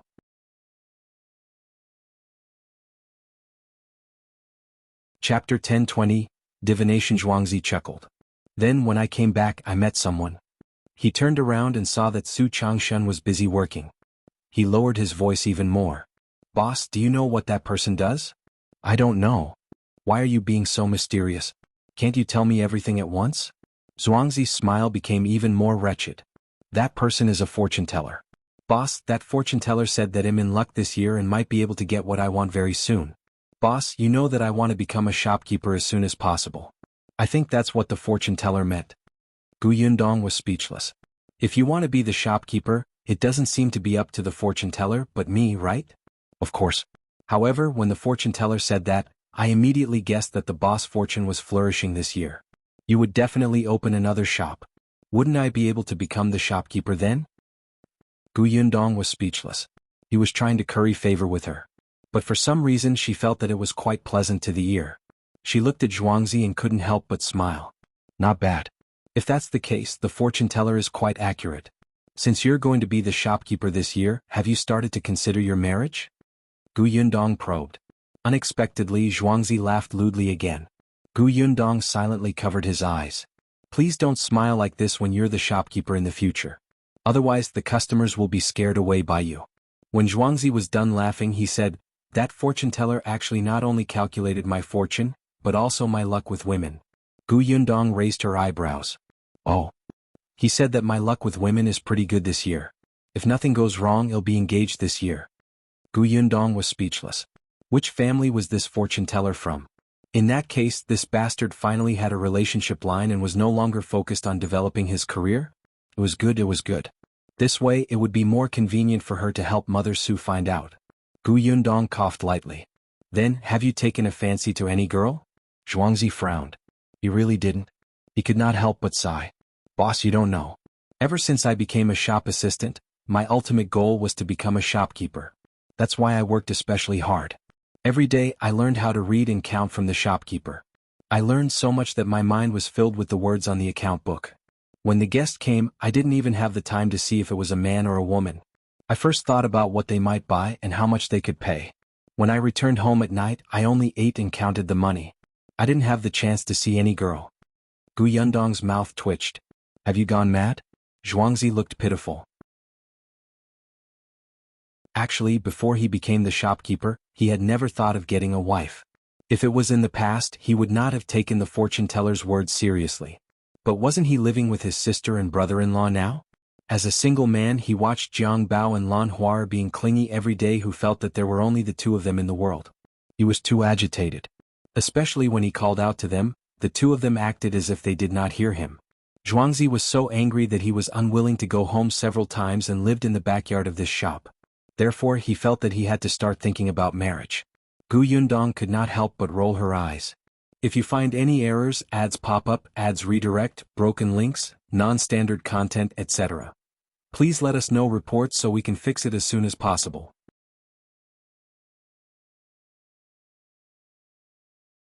Chapter 1021. He'll secretly show him. Zhuangzi chuckled again. Boss, you know a lot of people. Let me see if there's a girl suitable for me. Let me think.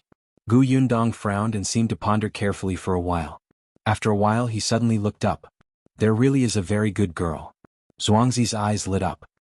He automatically sat down on the chair beside her and eagerly handed her a cup of tea. Really? Which girl? Boss, tell me quickly. This was Gu Yundong's first time trying to matchmake someone. She was afraid that if he did not say it well, someone would mess it up. For some reason he was a little nervous. You've seen Su Changshan's sister, right? Zhuangzi blinked, then blinked again, looking confused. He has a sister? He had only seen Changshan's mother. About the sister. Yes. He vaguely heard Changshan mention that he had a younger sister in his family. However, he had never seen her before. After hearing it, he quickly threw it to the back of his mind. After all, he was a man. It was not appropriate for him to ask about girls. Gu Yundong, you've worked with him for so long. Lan Huar has worked with Su Qing for so long, and you've even been to the Su family twice. You actually don't know that Su Changshan has a sister? Gu Yundong was stunned. What was in your mind every day? Was there only money and the goal of becoming a shopkeeper? Zhuangzi was smart and immediately reacted. He immediately asked excitedly, the girl the boss wants to introduce to me is Changshan's sister? Yes. Gu Yundong glanced at him from the corner of her eye and said speechlessly, his sister's name is Su Qing. She's now working as a female employee at New Tea Pavilion. It can be considered that she has something in common with you. Of course. Zhuangzi thought of his sister in Jianghu. These two seemed to have endless things to talk about every day. He was instantly interested. To be able to enter New Tea Pavilion as a female worker, she must be smart and good-looking. Still, boss, this Changshan family is from the prefectural city. Although I'm now a shop assistant in the prefectural city, I'm still a country bumpkin. Would they like me? Well, this was a very realistic problem. Gu Yundong raised her eyebrows. Mother Su has taken a fancy to you. However, she could not let him know. Otherwise this kid's tail would be raised to the sky. She touched her chin and said, the Su family doesn't seem to care about these things, but there's something I have to tell you clearly. Zhuangzi saw that her expression instantly turned serious and hurriedly sat upright. Boss, tell me. You know that Su Changshan was accused of stealing, right? I know. Speaking of this, Zhuangzi was still a little angry. Changshan is too honest. If it were me, I would rush over and tear down their door. If you accuse me of stealing, I'll steal something for you to see. Gu Yundong covered his face. All right. You're amazing. She continued, Su Qing was once engaged, but that family cancelled the engagement because Su Changshan was a stealer. They were afraid of implicating their reputation. Do you mind? Zhuangzi didn't even think about it. Why would I mind? It's clearly the other party's fault. Sister Su is lucky that she didn't marry into such a family. Otherwise her life would be ruined. Gu Yundong nodded in satisfaction. Although this kid was a little wretched, he was not a pedantic person. She raised her head and looked behind Zhuangzi. Did you hear that? If you find any errors, ads pop up, ads redirect, broken links, non-standard content, etc. Please let us know reports so we can fix it as soon as possible.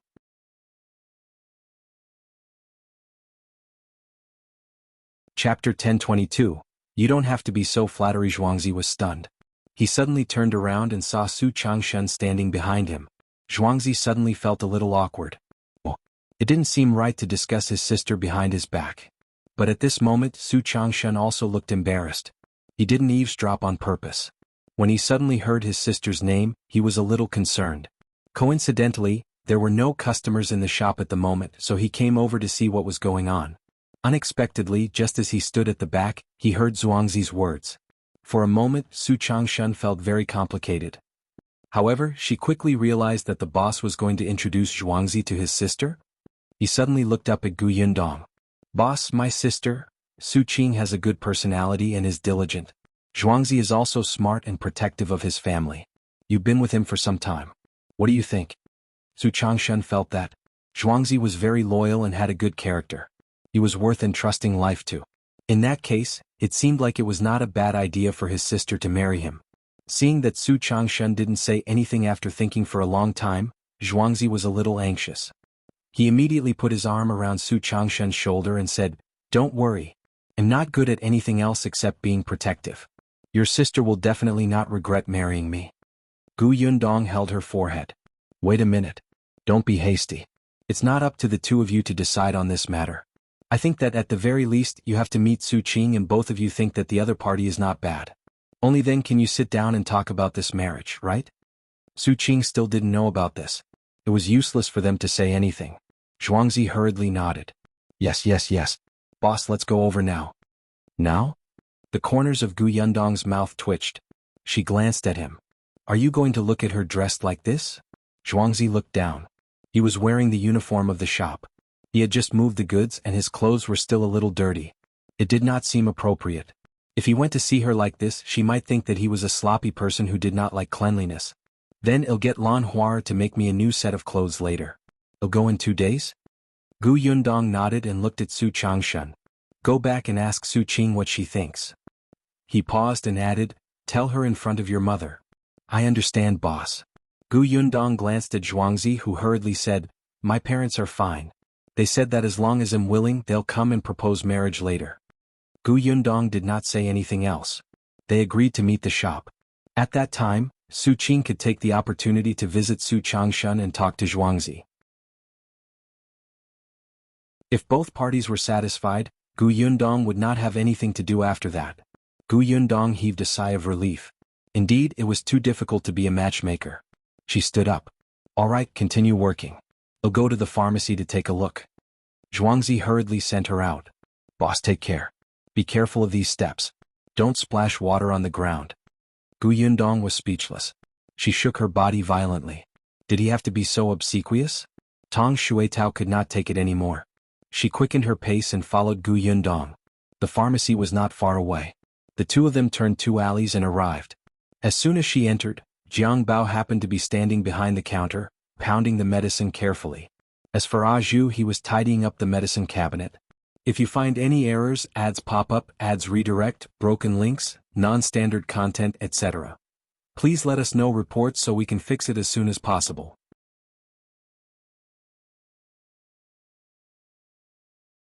Chapter 1023.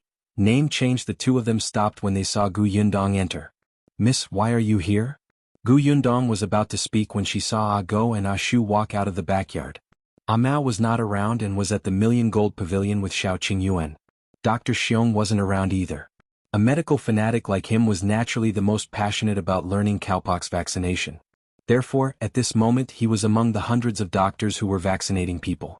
However, when he was not around, the business of the pharmacy was exceptionally good. It was probably because the vaccination was about to take place in the entire city. There were still some people who were not at ease and secretly came to the medicine shop to buy medicine. If the vaccination failed, at least there would be a way out, right? Therefore, when Dr. Xiong was not around, Go and Shu came to help. Miss, are you looking for us? Why don't you go to the backyard and rest first? No, thank you. Gu Yundong shook her head. I'm just looking for She stopped mid-sentence. She recalled how Xiao Yuan's father had addressed the guy. Dr. Pig? She suddenly couldn't call Zhu's name. She paused and could only point at him, who was coming down the wooden ladder after closing the medicine cabinet. She said, come down first. I have something to ask you. Zhu was confused and hurriedly walked over. What's the matter? Gu Yundong glanced at Go and Shu again and asked with a frown, what were your original names? The three of them looked at each other. Miss, why are you suddenly asking this? I'm just thinking that you're not young anymore. In 2 to 3 years you'll have to get married. In the future when you walk around outside you can't let people continue to call you Zhu, Go, Shu and Mao. People will think that they've entered the zoo. Why don't you change to your previous names? The three of them were stunned and paused but they fell silent. Gu Yundong was a little surprised. Of course it's okay if you don't want to change. I'm just making a suggestion. No miss, it's not that we don't want to change. It's just that, Zhu hesitated for a moment before denying softly. Jiang Bao listened from the side and immediately said, I think it's good to change your names. 2 days ago there were customers who came in to buy medicine. They directly called Zhu Mr. Pig. Gu Yundong was speechless. It turned out that Xiao Yuan's father was not the only one who called him Dr. Pig. Zhu glared at Jiang Bao who raised his eyebrows smugly. After a long time, Shu, who was the oldest among the three, said, Miss, we actually want to change our names but we don't want to change back to our previous names. If possible, can you tell the boss to let us have the surname Xiao? Why? Gu Yundong was surprised. Ashu smiled bitterly and said, "We're all orphans without parents. When the four of us lived together, we agreed to be brothers and relatives. That's why we randomly named Amao, Ashu, Aju and Ago. We felt that this was more intimate, as if we were a family.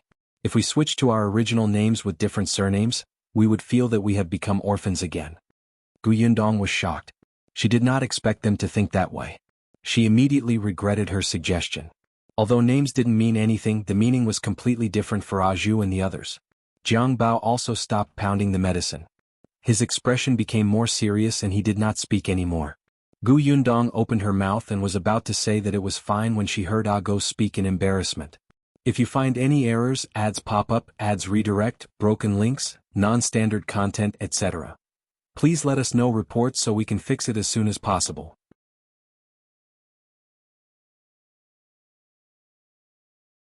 Chapter 1024. I want to be surnamed Xiao, Miss. Actually, we're following Young Master now. Young Master treats us as his family. Previously, we've also thought about whether we can follow Young Master's surname. We're just afraid that we'll climb up Young Master's social ladder. They used to have parents and brothers, and they even had a good relationship. However, ever since their parents were gone, it was as if they were the only ones left in the world. What family, clansmen and friends? Other than hitting them when they were down, who had reached out to them? The four of them only had each other. They were each other's family and friends. It was only when they met Xiao Qingyuan and Gu Yundong that they gradually felt a sense of belonging. However, they had never thought of changing back to their original names. They even vaguely rejected it. Gu Yundong understood and immediately smiled. "What does it matter? I'll make the decision. Your surname will be Xiao. However, you can think about your names yourself. We'll confirm it later when Brother Xiao is free." The three of them were instantly happy. There was a hint of excitement on their faces. "Really?" "Yes." Gu Yundong nodded heavily. Actually, before Xiao Qingyuan met her, wasn't he also alone? This was quite good. Jiang Bao was also happy for them. Seeing that the atmosphere was good, he immediately waved his hand and said, "I'm here to give you names. Let me tell you, my name was changed by myself when I was 10 years old. It sounds good, right?" The three of them were speechless. No, they refused. Seeing that the matter was settled, Gu Yundong began to talk about serious matters. "I came here today to look for Aju. I want him to go to Xingtao Street to help Xiao Yuan and the others get vaccinated first." Aju was immediately interested. "Sure, no problem. I'm better at vaccinating than those doctors from the Million Gold Pavilion today. I'll go now." After saying that, he turned around and ran into the house to get his first aid kit. Gu Yundong was afraid that Xiao Yuan's family was not familiar with them, so he asked Tong Shuitao to accompany them. She went back to the small courtyard first. 2 days later, Zhuangzi went to the shop in a neat set of new clothes. At noon, Su Qing came to deliver food to Su Changshan before the two of them met. Gu Yundong did not know what exactly they had talked about, but the next day Zhuangzi ran to his parents and went to the Su family to propose marriage. Gu Yundong was invited as a witness. Zhuangzi and Su Qing's marriage was decided in just a few days.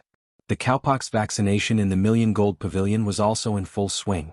The news of shopkeeper Pan's commotion that day still spread. Many people knew that the imperial physician sent by the capital was from Fengkai County. However, they were not sure if it was true or not. At this moment, a new title was hung outside the door of Fortune Tea House. Everyone pointed at the title and discussed animatedly. Some people couldn't wait to ask the boss for an answer. The news of cowpox vaccination had already spread throughout the prefectural city. Almost everyone knew about it. Therefore, there were twice as many customers in Fortune Tea House as last time. Xiao Qingyuan hadn't returned for a few days. The Million Gold Pavilion had a place for him to stay in. Those who had finished receiving the vaccination couldn't leave for the time being. They had to stay in the Million Gold Pavilion for a few days. As an attending physician, Xiao Qingyuan naturally had to deal with unexpected situations at any time. Fortunately, Xiao Qingyuan had seen the traces of the person who wanted to cause trouble that day. Now that Qin Wenjing had found out, the subsequent vaccinations were very peaceful. However, on this day 7 or 8 people suddenly came to look for Gu Yundong outside the city. "If you find any errors, ads pop up, ads redirect, broken links, non-standard content, etc. Please let us know reports so we can fix it as soon as possible."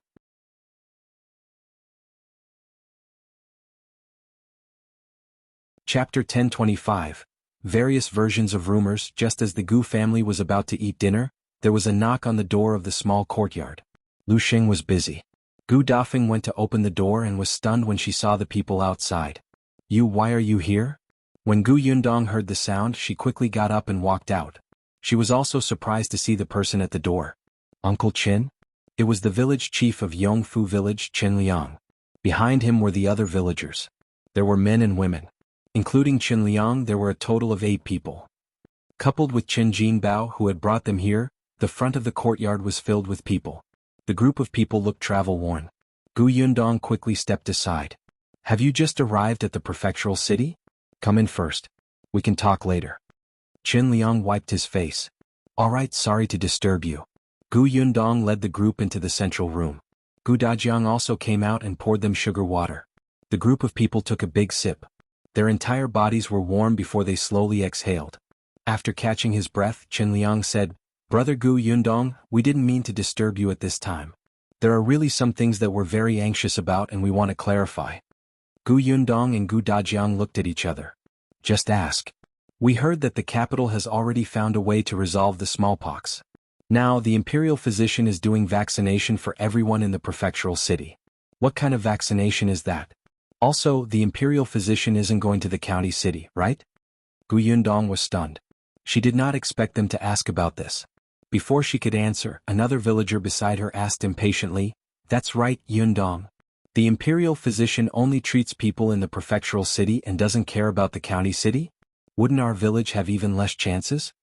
Now the entire Fengkai County knows about this. They said that the vaccination will end in 3 months. That won't do. If they don't care about us in 3 months, won't we only be waiting for death? Why won't they vaccinate us? We heard that we have to go to the government office to register first, but we've asked. The number of people registered in the government office has long exceeded 3 months. We don't have a share at all. As soon as Qin Liang spoke, the people behind started talking at once. Among the people who came this time, other than Qin Liang, there was also the 6th grandfather's grandson, as well as those who had a good reputation in the village and could speak. The few women were also smart and capable. It seemed that everyone attached great importance to this vaccination. However, as the news spread, there were all kinds of versions. Clearly, everyone only knew a little. There was nothing they could do about it. Although the storyteller in the county city had explained the matter clearly, not everyone would go to the tea houses to listen. This caused everyone to hear different parts of the story. Still, Gu Yundong could not help but look at Qin Jinbao. Qin Jinbao was going back and forth between the prefectural city and Yongfu village to deliver goods. He should know about the prefectural city. Why did he not explain it clearly? Qin Jinbao touched his nose and laughed dryly. He didn't know how to explain. On the other hand, Qin Liang glared at him and said to Gu Yundong, We thought that this kid had stayed in the prefectural city for a long time and should know clearly, but we didn't expect him to know nothing. Or maybe he's simply muddle-headed and is becoming more and more unclear. I was afraid that he would delay the matter, so I went to the prefectural city to ask around. However, he was unfamiliar with the prefectural city. When he arrived, he subconsciously came to look for the Gu family. If you find any errors, ads pop up, ads redirect, broken links, non-standard content, etc. Please let us know reports so we can fix it as soon as possible.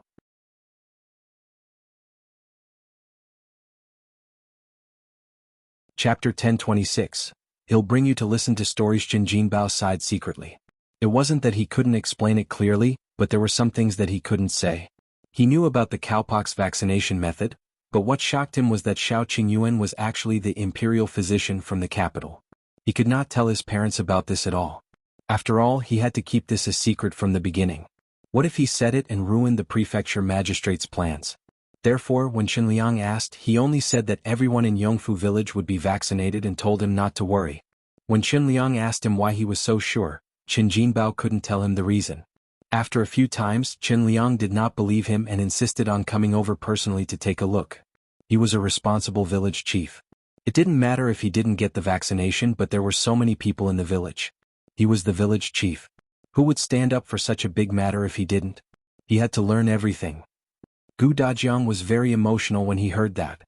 He patted his shoulder and said, Don't worry, it's not as serious as you think. The method to prevent smallpox is true, and the emperor sent people to the prefectural city to inoculate people. However, it's definitely not just the prefectural city. The county cities, towns, and villages won't fall behind. Qin Liang's eyes lit up. Really? Gu Yundong replied, of course it's true. If Uncle Qin doesn't believe me, there's a very popular storytelling show tomorrow at Fortune Tea House. I've reserved a table. They'll bring you to listen to it then. How about that? Qin Liang was stunned and quickly shook his head. How can I have the mood to listen to other people's stories at a time like this? The others present were interested. The storytelling shows in the prefectural city were very exciting. It was rare for them to come, so they had to take a look and listen. They originally wanted to find out more and buy something to bring back before telling others about the flourishing scenery in the prefectural city. However, after hearing Qin Liang's words, they could only lower their heads in disappointment and not express their opinions. Gu Yundong smiled and said, Uncle Qin, don't be in a hurry to refuse. Didn't you say that you don't understand the cowpox vaccination method or if Jianghu village will be included? Go and listen tomorrow and you'll understand everything. Is that so? He could understand just because he heard about it? He couldn't help but look at Gu Dajiang, who nodded. Listen to Yundong. That's right. His unfathomable look calmed Qin Liang down a little. He knew that Yundong was much more reliable than his son. That's fine. Qin Liang stood up. Sorry to disturb you today. Well, leave first. They'll go with you to Fortune Tea House tomorrow. Gu Yundong hurriedly asked, it's already so late. You haven't eaten yet, right? They'll get the kitchen to prepare a few more dishes. You can leave after eating. We've already brought some dry food. We've already eaten on the way. There's no need to trouble you. Go ahead and do your work. There's no need to send us off. Qin Liang was also very embarrassed to have come just in time for dinner. However, he had no choice. He was not the only one who could not wait. The others were the same, especially when they passed by the government office. They realized that there were many people waiting outside in the middle of the night. Then where are you staying at night? Gu Dajiang asked. Qin Liang said, when we entered the city, we happened to meet Feng Danning and asked him to help book 2 large bunks in the inn. There's a place to stay. Feng Danning's business was very good now. When he came to the prefectural city last year, he also brought his wife and children over. Now that he had rented a small courtyard in the prefectural city, his days were getting better. If you find any errors, ads pop up, ads redirect, broken links, non-standard content, etc., please let us know reports so we can fix it as soon as possible.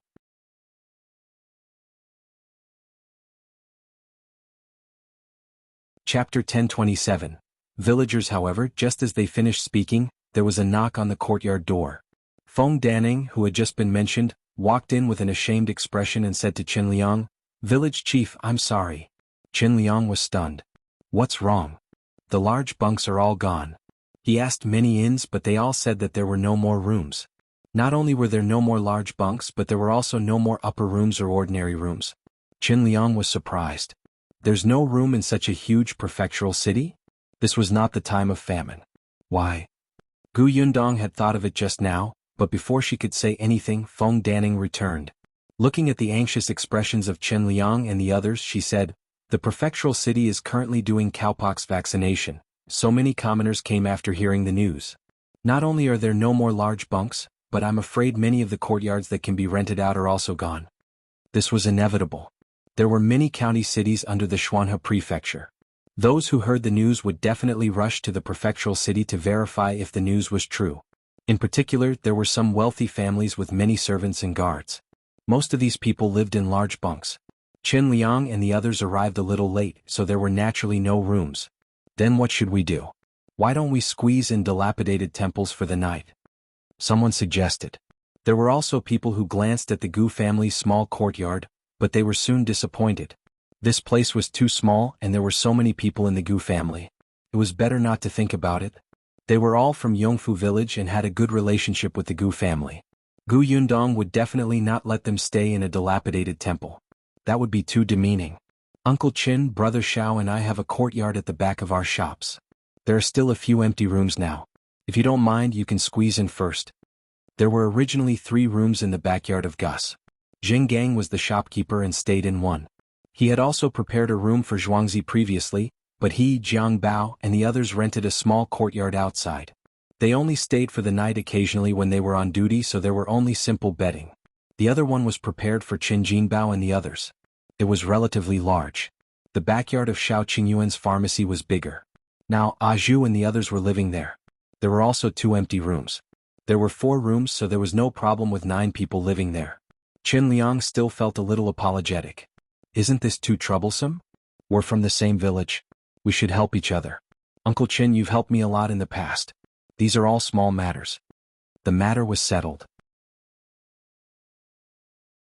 Qin Jinbao knew the location of the shop and Gu Yundong let him bring it over. This was the first time they had seen Gu Yundong's shop in the prefectural city.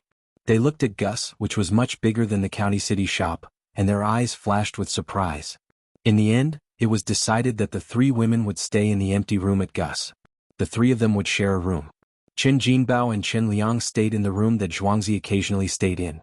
The remaining 4 men took a few more steps to Xiao Qingyuan's medicine shop. This way it was quite spacious. At least it was much more comfortable than large bunks in the inn. Qin Liang was still a little emotional. When the Gu family's girl first brought her mother and younger siblings to Yongfu village, I thought that their family would probably have a difficult time without an adult man. I didn't expect that their family would have the best life in the entire village. If you find any errors, ads pop up, ads redirect, broken links, non-standard content, etc., please let us know reports so we can fix it as soon as possible.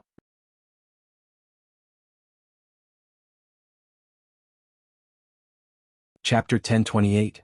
Bringing them for storytelling. Qin Jinbao was a little proud. After all, Gu Yundong was his boss now, right? It's not just her family. Ever since she came, how many people in Yongfu village have been living a good life? In the past, everyone had to go to the city to find work in the winter. Not to mention that it was difficult to find work. Even if they found it, they would work hard for 2 months. That salary wouldn't even be enough to bring them home for the new year. Now many people are envious of our village. Who doesn't have fish and meat for the new year? Qin Liang smiled. That's right. If it wasn't for the Gu family, we would probably have to squeeze in the dilapidated temple for the night if we came to the prefectural city now. Perhaps there wouldn't even be a place for them to stay. The father and son chatted for a while before resting. The people in the other rooms were also talking about the Gu family. This was their first time in the prefectural city. Although they had the village chief Qin Liang and Qin Jinbao to lead them, they were still extremely nervous. It was only when they entered the small courtyard and saw the Gu family that they felt at ease. Now, in this unfamiliar place there was a comfortable place to rest. It was better than anything to be able to sleep peacefully. The Gu family, on the other hand, was still the same. They rested early after dinner. The next day Gu Yundong brought Madame Yang and Yunkar out. The marks on the little girl's body were gone. These days she had been staying in her room and had not even gone out of the courtyard. She was bored to death. Gu Yundong wanted to take her out to relax and listen to some books. Gu Dajiang was going to the academy, Gu Dafeng was going to the market, and Bianhan was going to carve, so only the 3 of them and Tong Shuitao went out. The group of them went to Gus first. When they arrived, the others were already there. At this moment, they were about to help organize the goods when Zhuangzi chased them to the backyard. We're already familiar with the job. We won't find the goods if you guys are moving them around. Go to the backyard and rest. Don't stay here and get in the way. The shop is only so big. There are so many of you. Qin Liang patted him. You brat. However, he still brought his people to the backyard. Gu Yundong went straight to the backyard to look for them. Seeing that they could not stay idle and were helping to clean the backyard and wipe the tables, he could not help but laugh. Uncle Qin, have you eaten breakfast? They've all eaten. Jinbao said that there's a bun shop over there. We each bought 2 big buns. There's quite a lot of stuffing, but it's expensive. It costs 2 copper coins each. In our county city, it only costs 1 copper coin. Although the prefectural city was good, big and prosperous, people without savings really could not live here. Everything was expensive. Seeing that it was about time, Gu Yundong said to them, Let's go then. It's about time to go over now. The few of them immediately stood up. Some of them even looked at their clothes carefully and were relieved to see that they were not wrinkled. Fortune Tea House was still some distance away from Gus. When they arrived, they realized that the entire tea house was filled with people. Even the entrance was crowded. They could not pass through. Oh my God, the business of this tea house is too good. There are so many customers. A woman surnamed Wan behind Qin Liang looked at the scene in front of her and spoke in shock. Gu Yundong looked around and saw that the waiter had indeed made an aisle at the door. She quickly led her people over. The waiter recognized her. Miss Gu, you're here? Please come in. Gu Yundong had booked a private room early and led her men inside. The people outside the door looked at them enviously. If you find any errors, ads pop up, ads redirect, broken links, non-standard content, etc. Please let us know reports so we can fix it as soon as possible.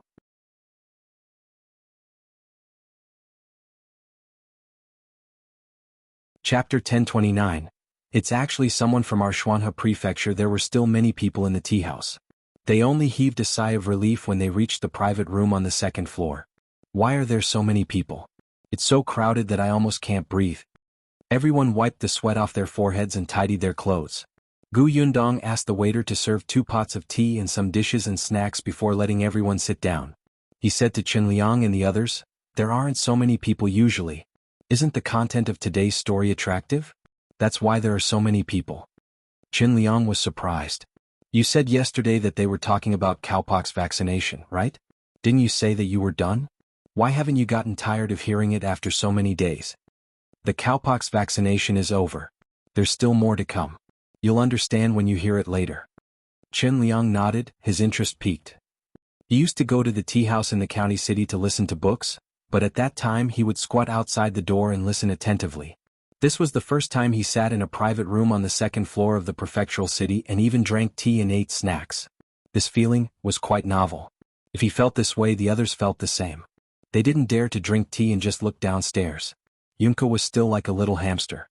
She wolfed down some braised meat. When she looked up and realized that no one was eating anything, she thought for a moment and came down from the table. She distributed a piece to each of them. Then, she nodded in satisfaction and continued to climb onto the chair to eat.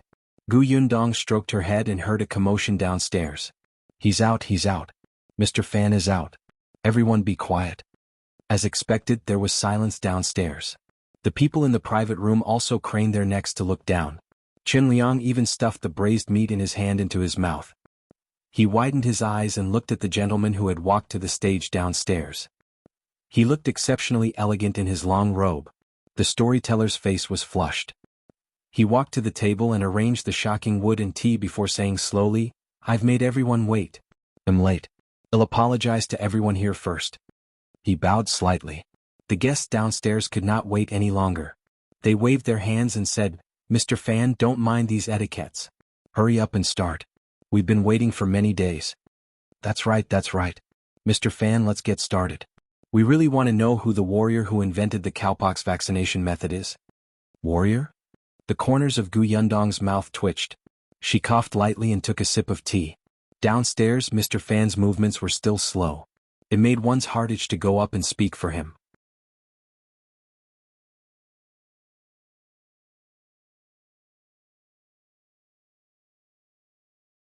Chapter 1030. Anger vented. What? Everyone was shocked. "Mr. Fan, are you serious? This warrior who invented the cowpox vaccination method is from our Jianghu prefecture? Oh my god. It's actually someone from our side. There's such a talent in Jianghu prefecture. Haha, so it's our fellow countrymen. Our Jianghu prefecture is going to be famous." "Oh, Mr. Fan, hurry up and say it. Maybe you'll say it. I even know this person." Mr. Fan looked at everyone's excited expressions with satisfaction. Not to mention them, even he was proud when he found out about this. If there was a capable person in his hometown, wouldn't he be proud? He laughed. Perhaps many people know this person's identity. Mr. Fan waved his hand. "Everyone knows about Xiao's, right?" "That's right, Xiao Qingyuan's pharmacy was called Xiao's. After all, he and Yundong were engaged. No matter what, they had to follow each other. Her shop was called Gus and his was called Xiao's.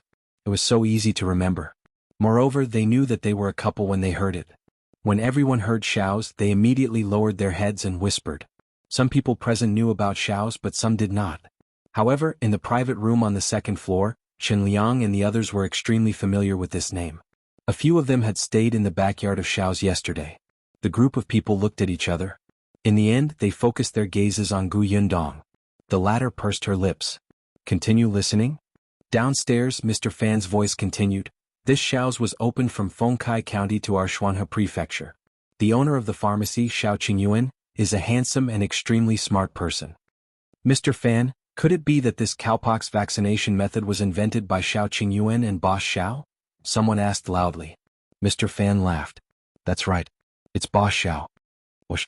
The entire building exploded. Qin Liang and the others upstairs were so shocked that their eyes could not move. What did they just hear? That That cowpox vaccination method that could prevent smallpox was invented by Xiao Qingyuan? How was this possible? Mr. Fan said, speaking of which, Boss Xiao is really hiding his strength and is especially low-key. It's said that he has been interested in studying medicine since he was young. His medical talent is astonishing. Others have to memorize a medical prescription 30 to 50 times, but he memorized it after looking at it once. He can recognize those herbs that look similar after looking at them once. Let's just say that last year there was a quack doctor scamming people in Liang County. Everyone knows that, right? That quack used weeds to replace medicinal herbs. He walked the streets and scammed the people in several villages. Even the master of a rich family fell for it and gave that quack doctor a lot of money for nothing. However, he didn't expect that retribution would come from the heavens. This person actually targeted Boss Xiao's family. This Boss Xiao runs a medicine shop, so he collects herbs everywhere. One of the herbs is very rare. Not to mention our prefectural city, even the capital might not have it. When Boss Xiao heard that this quack had it, he wanted to buy it at a high price. He didn't expect this medicine to be fake. Boss Xiao saw through it at a glance. Then he realized that the herbs in this quack medicine basket were all weeds that looked similar to the original herbs. He directly got someone to send this quack to the officials so that the man wouldn't continue to harm the commoners. What do you think Boss Xiao did to vent his anger? If you find any errors, ads pop up, ads redirect, broken links, non-standard content, etc., please let us know reports so we can fix it as soon as possible.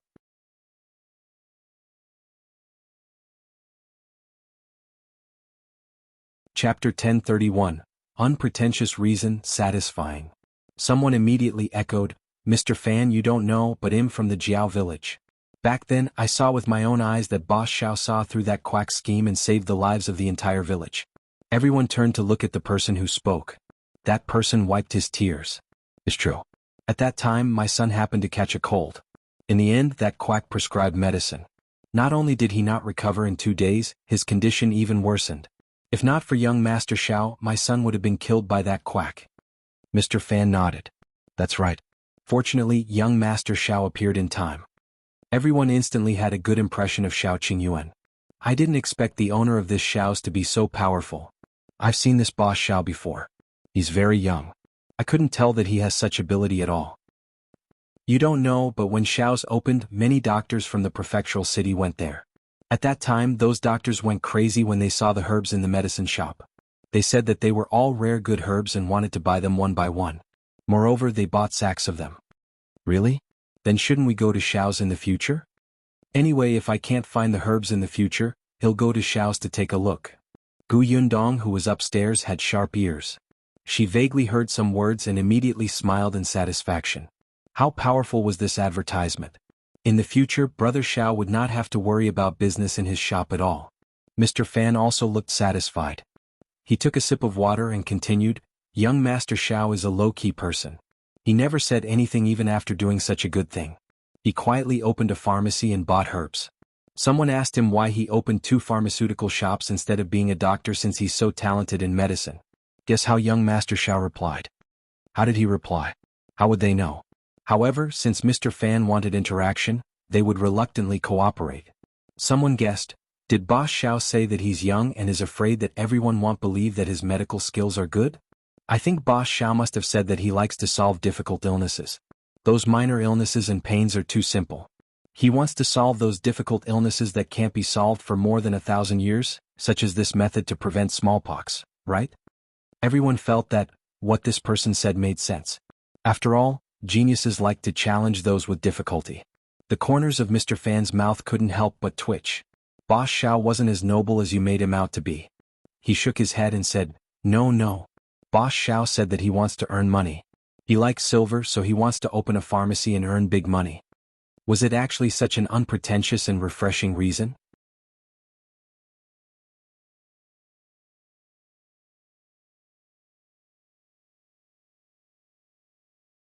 Chapter 1032. Another good news, good question. Mr. Fan was shocked. It's definitely not a coincidence that Boss Xiao developed this medical prescription. This Boss Xiao has a subordinate. This subordinate has a particularly pitiful background. Initially, Boss Xiao didn't know about it. He accidentally heard him mention it and found out that this person's family had all died of smallpox. That was why this subordinate was alone and drifted around until he met Boss Xiao. Boss Xiao had been with this subordinate for a long time, so they were like brothers. After knowing his background, he began to pay attention to smallpox.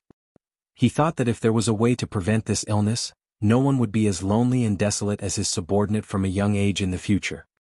He thought while he was eating, sleeping, or walking. In the end, he had a flash of inspiration. If people could get smallpox, what about animals? Pigs, cows, and sheep. What would happen if they were infected with smallpox? At that time, Boss Xiao ran to the farm in the suburbs. He went to see the cows first and realized that cows would get cowpox. The men who had been raising cows would also get cowpox. The problem was that those who had been infected with cowpox no longer had smallpox. Don't you think this is rare? It turns out that those who had cowpox wouldn't have smallpox anymore. Boss Xiao was extremely happy. This was a very important discovery. If it's true, wasn't this a way to prevent smallpox? However, Boss Xiao was still worried. He's afraid that only the cows in our Jianghu prefecture had this effect. What if the cows in other places don't? In order to ensure that nothing went wrong, he went to Qingan Prefecture, Yongning Prefecture, Wanqing Prefecture, and other prefectural cities. The results confirmed that all the situations were the same. But that wasn't enough. If it hadn't been tested on human beings, then he couldn't be sure. At this moment, that subordinate of his volunteered to experiment on himself. Boss Xiao didn't agree. What if something happened? In the end, this subordinate actually contracted the cowpox himself. Wow, the people below exclaimed. They did not expect this subordinate to have such courage. If it were them, they would definitely not dare to use such an unverified medical method. If they were not careful, they would even lose their lives. Mr. Fan wiped the corners of his eyes. This is called karma. Boss Xiao went to find a way to prevent smallpox because of this subordinate. This subordinate returned the favor and trusted Boss Xiao so much. He was willing to take the risk. What a touching brotherhood. Gu Yundong was speechless. Why was this last sentence so strange? It felt like something was wrong. Everyone nodded repeatedly when they heard that. It was really rare to have such a deep brotherhood.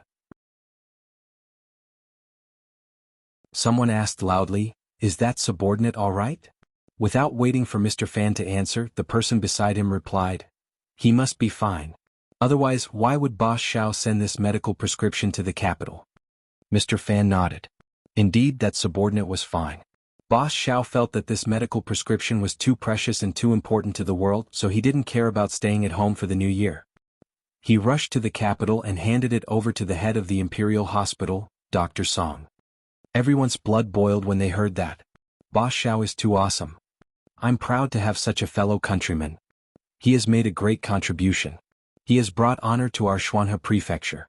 Awesome. Mr. Fan nodded. That's right. Boss Xiao is admirable. Here I have good news for everyone.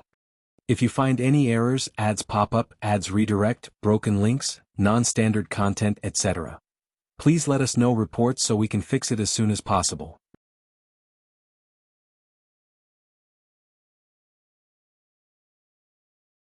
Chapter 1033, Trying to cut the line. Good news? Everyone craned their necks. The voices stopped, waiting for Mr. Fan to make the announcement. Some well-informed people had already guessed it. After all, someone had just said that the imperial physician in the Million Gold Pavilion was called Xiao Qingyuan. In the past, he was just a poor boy in Fengkai County. Now that they thought about it, Xiao Qingyuan was that imperial physician. As expected, Mr. Fan laughed and said, "Because Boss Xiao is from our Jianghu prefecture. He's the one who was sent by the emperor to the Jianghu prefecture to inoculate everyone. The person who's most familiar with cowpox vaccination is our Boss Xiao. Back then, when the second prince was inoculated with cowpox, Boss Xiao was present the entire time and did it himself." Wow, when the people below heard this, they were even more excited. Boss Xiao was the one who taught the imperial physicians in the capital the cowpox vaccination method. Now that he had taught the doctors in the prefecture city the cowpox vaccination method, didn't that mean that these doctors were also very powerful? With this guarantee, what else was there to worry about? Someone suddenly thought of something and asked anxiously, "Since Boss Xiao is from the Jianghu prefecture, in that case, he'll still be here in 3 months. We don't have to worry about him going to the capital?" Many people heaved a sigh of relief when they heard this. Especially those who did not have time to go to the government office to register.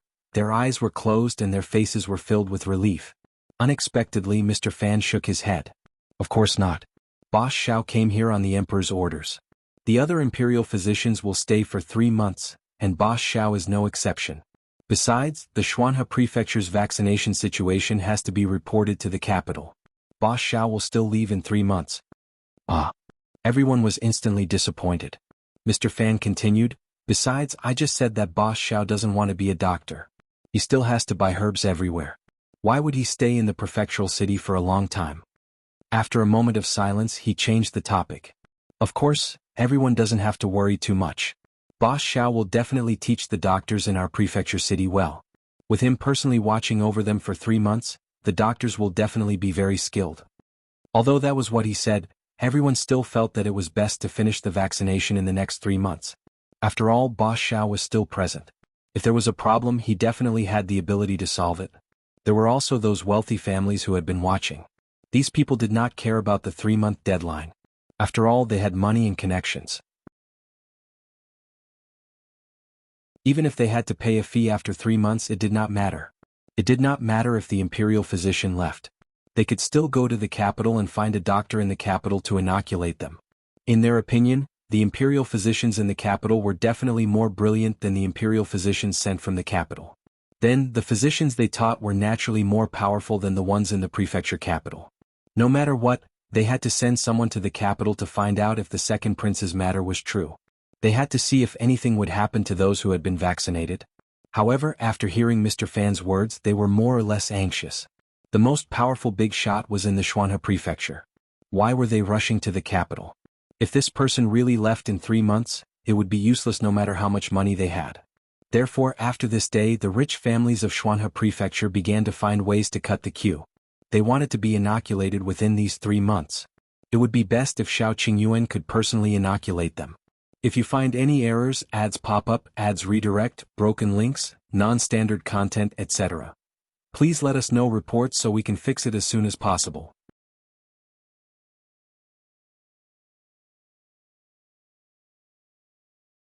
Chapter 1034. Chen Liang and the others. Shaku Yundong was very satisfied with the reaction downstairs. This was also the reason why the tea house announced that the story was to be continued after they finished talking about the cowpox vaccination method. The last story was actually for the ordinary citizens to hear. These people cared about the deadline, connections, and money. This time it was for these powerful families to hear. What they cared about was a safer and more reliable method. She believed that after so many days, the people they had sent to the capital to gather information should have returned. Knowing that the capital was also being vaccinated, they should be anxious. Gu Yundong took a sip of tea calmly. However, the others in the private room were completely stunned. Qin Liang and the others were all in a daze as they stood there motionless. After a long time, Mr. Fan's heavy blow downstairs ended the story. Qin Liang and the others suddenly regained their senses. However, in the next moment they all looked at Gu Yundong excitedly. Their voices were trembling. Yundong, is what he said true? That cowpox vaccination method was created by Qingyuan? Yes. Gu Yundong nodded. At the side, Qin Jinbao finally heaved a sigh of relief and said to his father in dissatisfaction, "That's why I said that there's no need to be anxious. Our village will definitely be able to take turns. There's definitely no problem. You're still anxious with me and insisted on coming to the prefectural city personally. Aren't you afraid of exhaustion?" As soon as he finished speaking, Chen Liang hit his head hard. "Your words are unclear. It would be strange if I wasn't anxious." After reprimanding his son, Chen Liang suddenly chuckled again. "It's actually Qingyuan. Aha, it's actually Qingyuan. He discovered a way to prevent smallpox. In the future there won't be any kids that can't be saved. We old things don't have to be afraid of being chased out of the house by our children if we get smallpox." He smiled and choked up again. "Good, this is great, this is really great." Qin Jinbao quickly said, "Father, do you think he'll chase you out of the house?" Chen Liang acted as if he did not hear him at all. He cried and laughed at the same time. "Haha, our village has produced an impressive person. That kid is promising. He's too promising." Gu Yundong sighed with emotion. Chen Liang was indeed worthy of his name. He could be considered a very conscientious village chief. When the others heard this, they could not help but nod repeatedly. They even said excitedly, "Yes, yes. I didn't expect Qingyuan to be the one who did this. From now on, our village will be famous. Our village has long been famous. Didn't you see how many people from the surrounding villages came when the Gu family's workshop was recruiting? But now it's even more famous. No wonder Qingyuan suddenly left before the new year. He was gone for a few months. So he went to the capital. Hey, did you guys hear what the storyteller said just now? He said that Qingyuan personally vaccinated the second prince. In that case, he has seen the emperor and the prince, right? Right? When everyone heard this, wasn't that so? The wolf cub whose parents didn't dote on him and didn't even have enough to eat had actually gone to the capital to see the emperor. How lucky was he? Wait. Madame Wan suddenly said, well, Qingyuan lived so hard in the past and no one helped him. Everyone in the village called him a wolf cub. Then, will he still inoculate us? If you find any errors, ads pop up, ads redirect, broken links, non-standard content, etc. Please let us know reports so we can fix it as soon as possible.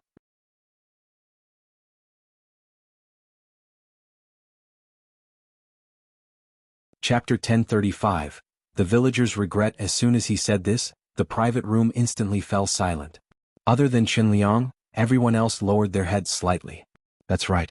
They all knew how tough Xiao Qingyuan's life had been back then. Because he was cold to everyone, anyone who offended him would not have a good ending.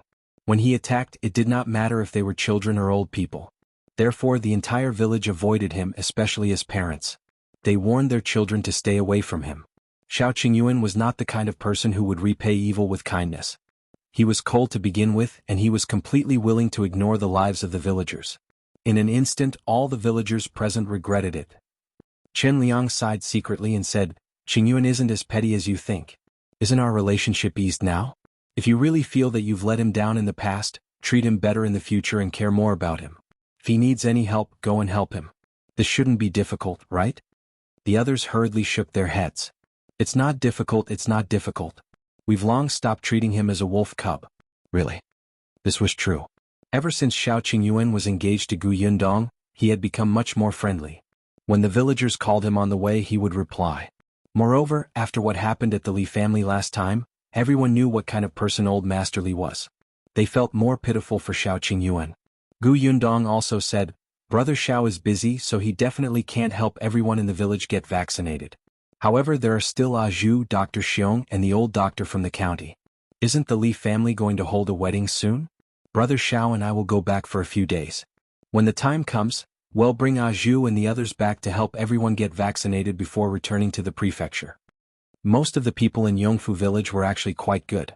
Although there were some *T stirrers, the cowpox vaccination was an order from the higher-ups. There was no need to cause more trouble. Hearing this, everyone heaved a sigh of relief. They didn't want Xiao Qingyuan to do it himself.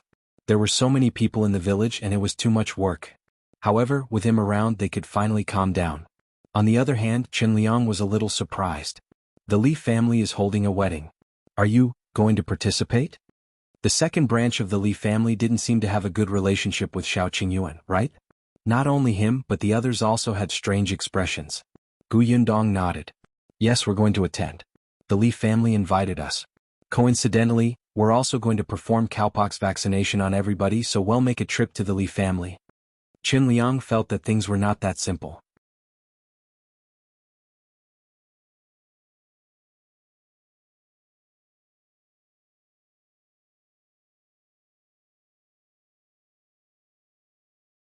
She then went to New Tea Pavilion to help.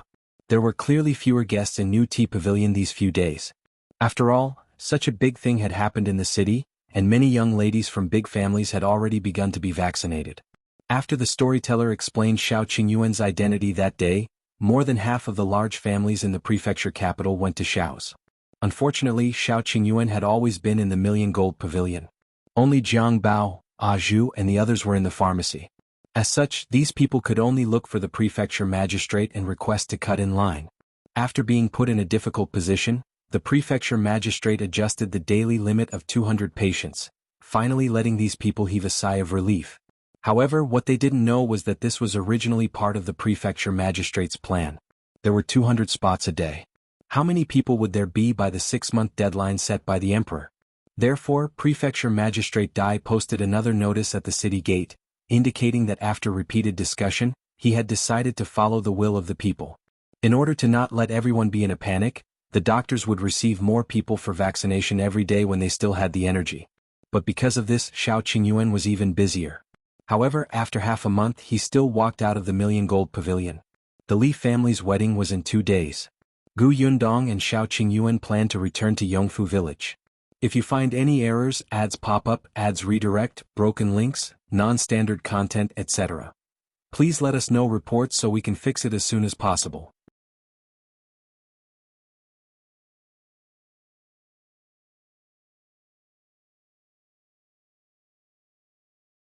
Liang Jianbao quickly took the paper and grabbed a few large bags of herbs according to the prescription on it. When he was done, he quickly handed it to Xiao Qingyuan. Xiao Qingyuan took the medicine bag and left. Liang Jianbao took 2 steps forward. When he disappeared, he suddenly slapped his head. I forgot to pour a glass of water for the boss and the lady. Brother Jiang clearly taught me before, but I forgot. He was extremely vexed, but Gu Yundong and Xiao Qingyuan had already left the county. Along the way they understood the situation in the county. After leaving the city gate, the 2 of them boarded the carriage again. It was a little late when they arrived at Yongfu village. Compared to the county city, Yongfu village was surprisingly calm. There was no one at the entrance of the village. They took the main road and returned home almost unimpeded. At this moment, no one in Yongfu village knew that the Xiao Qingyuan they were so proud of had returned. The next day was the wedding day of the second son of the Li family, Li Jihu and He Xiu. Second brother Li and his wife woke up early in the morning with a lot on their minds. They looked at the door nervously and expectantly.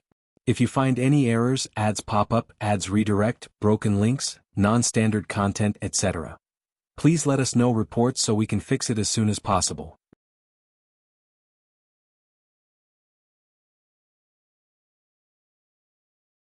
Chapter 1038.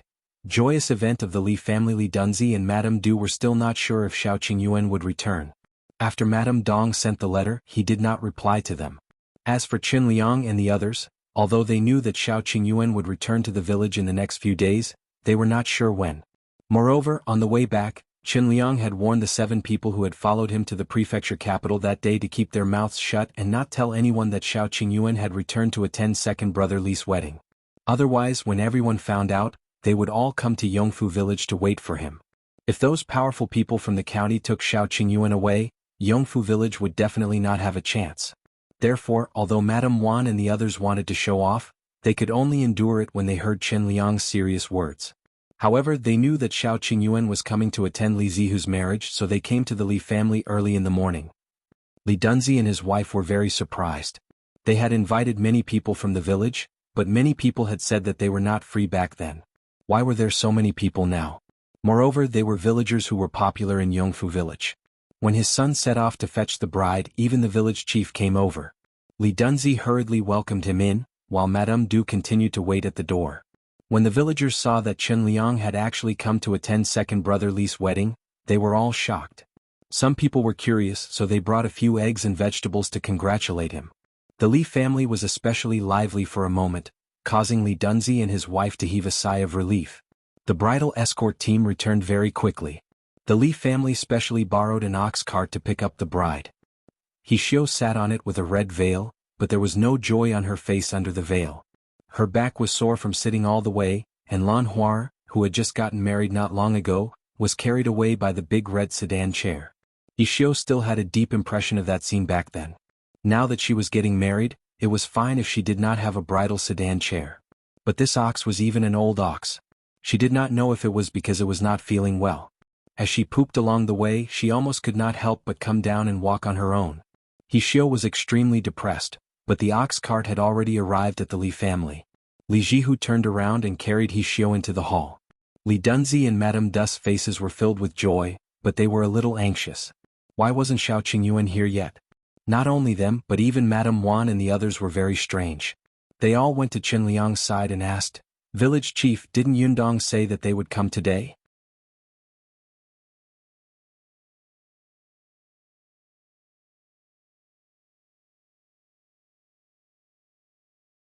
Chapter 1039. Qingyuan, you're back. Everyone felt relieved and continued eating happily. When the sound of the bridal chamber was heard from the central room, there was finally a trace of movement outside the door. Qin Liang and the others looked up and saw a man and a woman at the door.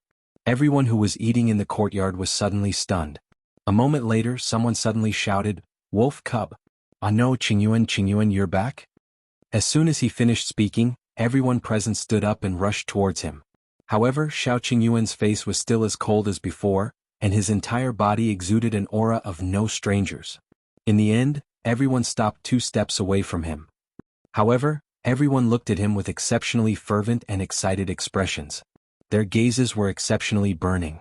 Qingyuan, we've all heard that you're the doctor who invented the cowpox vaccination method. Yes. I heard that you went to the capital and entered the royal palace to see the emperor, right? What does His Majesty look like? Is he so mighty that no one dares to look up? Qingyuan, I didn't expect you to have such ability. You even know how to treat illnesses and save people. You're much better than the doctors from the county. Why didn't you say anything? None of us knew that you actually know medicine. Qingyuan, why are you back at this time? Didn't you say that you would stay in the prefectural city for 3 months? Did you come back to inoculate us? Yes. We were all waiting for you to come back. Everyone was especially excited when they heard about you. The villagers were very enthusiastic. These people who had originally been cold and distant to Xiao Qingyuan, now looked at him as if he was a treasure. If not for the fact that they were still a little afraid of Xiao Qingyuan, they would have reached out to touch him and see if they could get some luck. Gu Yundong's lips twitched as she watched from the side. In the past, this treatment belonged to her. These people liked the new and hated the old too quickly, right? Xiao Qingyuan, who was standing beside her, couldn't help but reach out and squeeze her. Then he looked at the people in front of him and said, "Can we go in now?" Yes. The person in front of him hurriedly stepped back and welcomed him in. Xiao Qingyuan took a few steps and Qin Liang finally arrived in front of him. "I thought you wouldn't come back." "We agreed," Xiao Qingyuan said as he followed Qin Liang's actions and sat at their table. Everyone found it strange. Are they also here to attend the Li family's marriage? No way. Isn't Xiao Qingyuan at odds with the Li family? Why is he here? He doesn't get along with first brother Li's family, but he shouldn't have much of a grudge against second brother Li, right?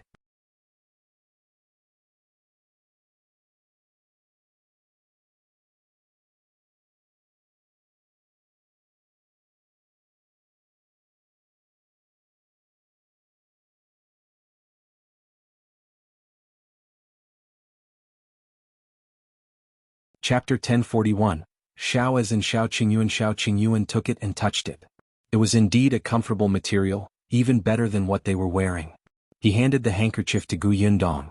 Gu Yundong had helped Shinsidian sell embroidery in the cloth shop in the prefectural city a few times and had seen a lot of materials, but this, she had never seen it before. Could it be that this material didn't even exist in the prefectural city? Gu Yundong flipped her hand and found a word embroidered on the corner of the handkerchief, Xiao. Xiao as in Xiao Qingyuan. She frowned slightly. Gu Yundong remembered that the deceased wife of the Tao family was surnamed Xiao. As expected, did this handkerchief belong to the Tao family? Gu Yundong was a little disappointed, but she still carefully put away the handkerchief. When Madame Du saw this, she couldn't help but say a few more words. When you were carried back, the clothes you were wearing were very exquisite. One look and you could tell that you were a child from a rich family. Your complexion is also good.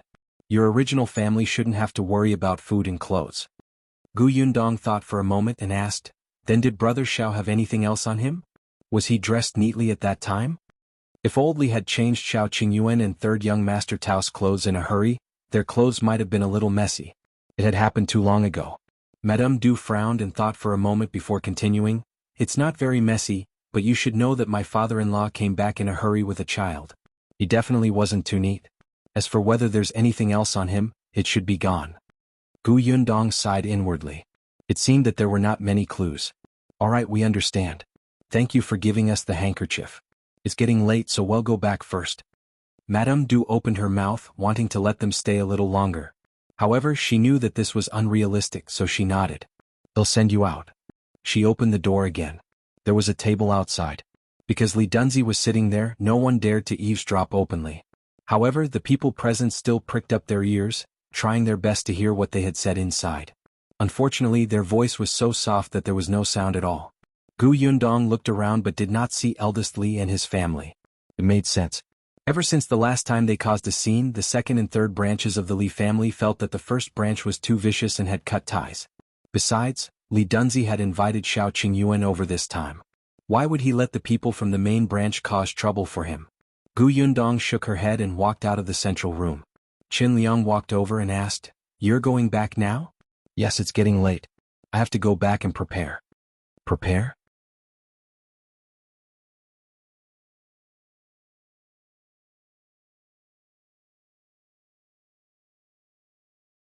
Chapter 1042. She's the only one unhappy. Qin Liang said. Qingyuan said that our Yongfu village will start the vaccination tomorrow. The venue is over at the ancestral hall. Everyone can queue up tomorrow morning. Everyone was overjoyed when they heard that. What time is it? Will they really inoculate us? Qin Liang nodded. Tomorrow at 5 o'clock. After a pause he continued, I know that everyone has children and relatives in other villages. They also want to be vaccinated early. However, there's a limit to manpower. They have to keep a close eye on our village first, so don't tell the people from other villages to come over for the time being. Even if they come, they definitely won't be able to be registered. Everyone was a little disappointed when they heard that, but on second thought it made sense. There were still hundreds of people in their village, and Xiao Qingyuan had to return to the prefectural city. If people from other villages or even county towns came, the local villagers would have to queue at the back. Qin Liang continued, there's one more thing I have to make clear to everyone. Qingyuan is alone. He can't inoculate everyone. Therefore, Dr. Xiong and the others are going to do it. They were all personally taught by Qingyuan. Someone was immediately dissatisfied. Why can't he do it himself? If something happens to us? Qin Liang suddenly looked at that person and his voice turned cold. Then tell me, who is he going to inoculate? You. Or me? We've already been inoculated. Won't the others have to let him come? Can he handle it alone? Even in the prefectural city, he let those doctors inoculate the commoners. Why is it that when he comes to our Yongfu village he has to work hard? This inoculation doesn't cost a single cent. If you're unwilling, go to the county city and queue up. You're pushing your luck. The person immediately shrunk his neck and did not dare to make a sound. The others naturally did not dare to say anything else. On second thought, Qin Liang was right. In the past, Xiao Qingyuan would have ignored them. Not only did he come back personally, but he also stayed in Yongfu village for a few more days. With him around they felt much more at ease. Seeing that there was no dissent, Qin Liang heaved a sigh of relief and nodded. After you're done with the wedding banquet, tell the neighbors who didn't come to eat next door to come to the ancestral hall tomorrow morning. Do you hear me? Got it, village chief. After receiving the accurate news, everyone was relieved and finally began to enjoy the wine, meat, and dishes in peace. The only unhappy one was probably He Xiu, the bride who had finished listening to the entire process in the new room. Were these two crazy? They came to show off on their wedding day. Now, as soon as they left, these people went back to rest early after the wedding banquet. They didn't even make a fuss in the bridal chamber. Her marriage was not lively at all. However, she was the only one who was dissatisfied with the Li family's second branch. The others felt that it was quite good. Thinking that they were going to be vaccinated tomorrow, they all rested early. Therefore, early the next morning, when He Xiu was about to get up and serve tea to her in-laws, there was no one at home. Everyone had run to the ancestral hall early to wait. The sky had just lit up, but the entrance of the ancestral hall was already filled with people. Gu Yundong and Xiao Qingyuan were not in a hurry. Although they woke up early, they sat in the reception hall and finished their breakfast. Then they went to Yunshi's room to see him and Yuanji. They had gone to the Li family late yesterday. Firstly, they really wanted to wait for the Li family to finish paying their respects. Secondly, they wanted to inoculate Yunshu and Yuanji first. If you find any errors, ads pop up, ads redirect, broken links, non-standard content, etc., please let us know reports so we can fix it as soon as possible.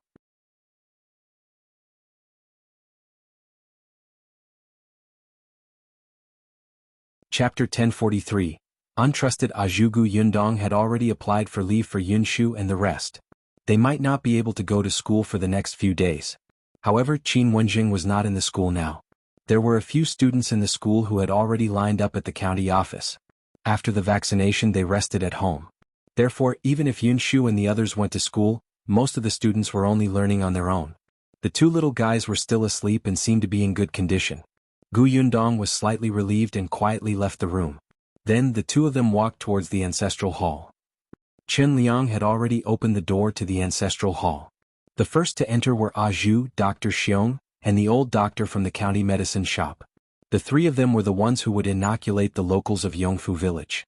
As soon as they entered, the villagers began to line up under Qin Liang's arrangements.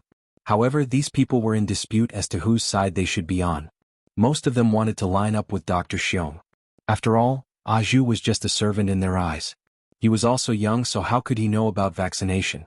Although the old doctor had already vaccinated a lot of people in the county city, he could not compare to Dr. Xiong, who had come from the prefectural city. However, Dr. Xiong had a bad temper. When he saw the long line in front of him, he immediately slammed the table and glared. "Why are you all lined up here? Are you trying to tire me out?" The people at the back of the line trembled. Their gazes were a little erratic and afraid. Some people quietly moved to the old doctor's side. Unexpectedly, when they looked up, the Zheng family, Qinliang's family, and the He family at the front were lined up on Zhu's side. The Zheng and Qin families had a good relationship with Gu Yundong and Xiao Qingyuan. The He family was also a shrewd family. When Gu Yundong was building the road previously, they had changed their home base at the foot of the mountain with the village. Their three families actually went to Zhu's side. Could it be that he was the one with the best skills among the three of them? Everyone was bewildered. Some people could not help but go over. However, some people were still determined to stand on Dr. Xiong's side. However, this way the number of people in the team in front of the three of them was about right. Tong Ping had also come over to help early in the morning. He had sent everyone a note with words written on it. "There are too many people. It's difficult to wait here. Everyone take this note. You can come back when your name is called. There's no need to wait here. It's fine to go out for a walk and come back later." Everyone held the note in their hands, but no one moved. Although he said that, what if they missed it?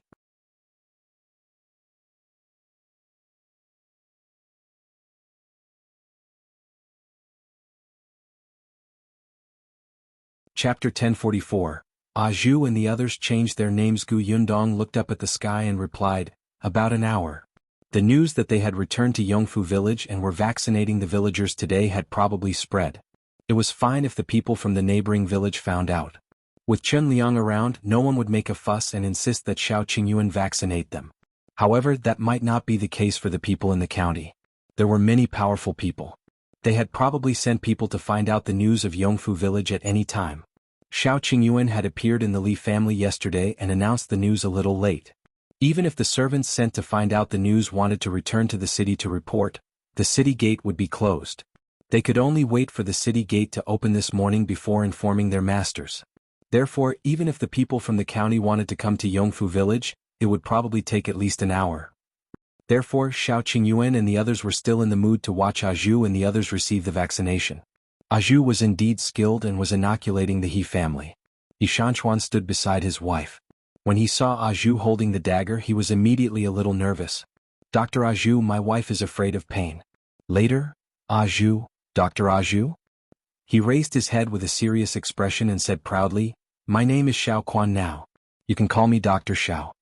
Shanchuan nodded repeatedly. "All right, Dr. Xiao." Zhu was instantly delighted. He was Dr. Xiao. How nice was that? Someone beside him asked curiously, "Why are you called Xiao Quan?" "Not only am I called Xiao Quan, but we've all changed our names. The four of us will be Wen, Wu, Shuang and Quan, one.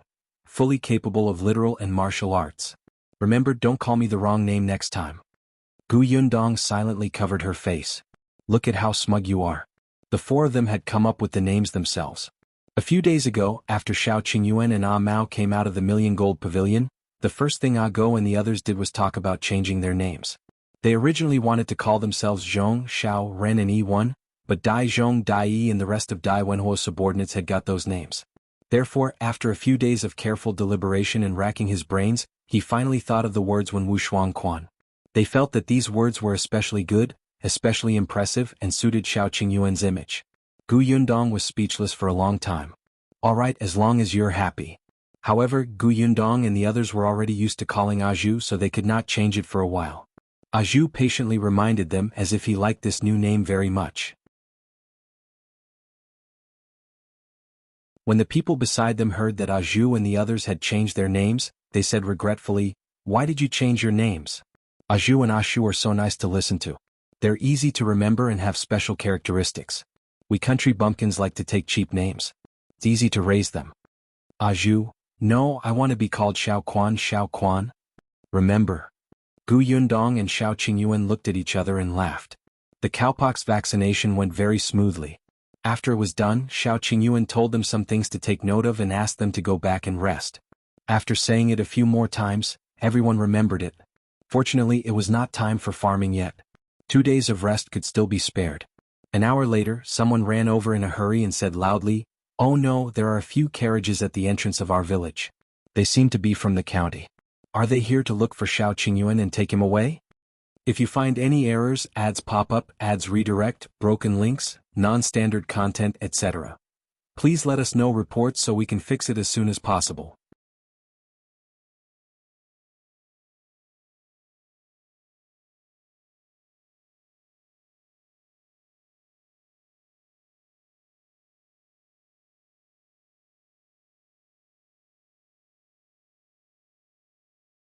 Chapter 1046. This troublesome thing Shen Liang did not chase them away. He was the village chief and the entire village had to be vaccinated. It was impossible for him to leave them behind. Besides, it wouldn't be good for Xiao Qingyuan if word got out. What if someone in the Li family got smallpox? What would outsiders think of Xiao Qingyuan? They would say that he was the one who invented the cowpox vaccination method, but in the end, someone in his village died from this illness? It was just vaccination. There was nothing to do with it. If you want the vaccination, be quiet. If anything happens, you'll be the ones to suffer. The people from the Li family's main branch immediately did not dare to speak.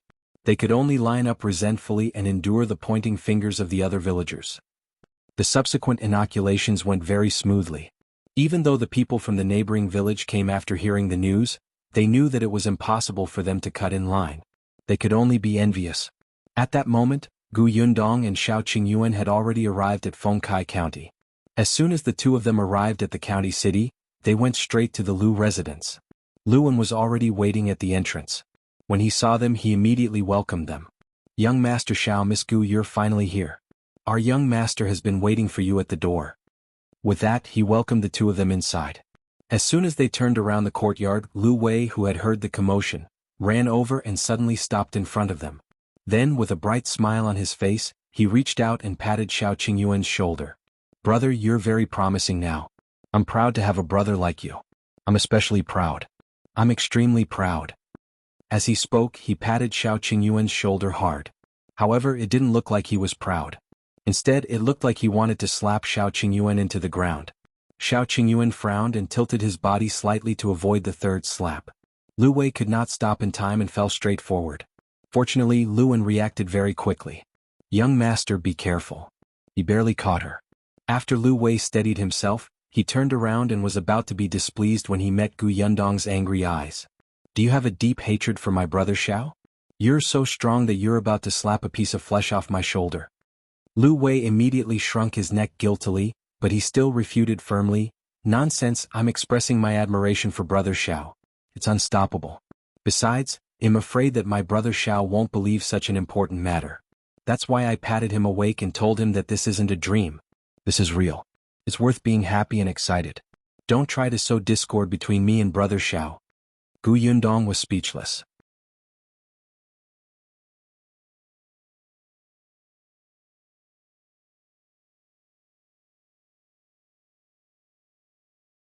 Chapter 1047. Lu Wei is engaged. The group of them entered the central room. Lu Yi bowed obediently and was especially polite. Gu Yundong was silent for a moment. Then she looked at Lu Wei, who was sitting at the side and eating an apple. This guy was indeed a troublesome thing. Xiao Qingyuan didn't even look at him. He said to Old Master Lu, "Let's begin. He came here today to inoculate the Lu family. Lu Wei had smallpox when he was young, so there was no need to take it.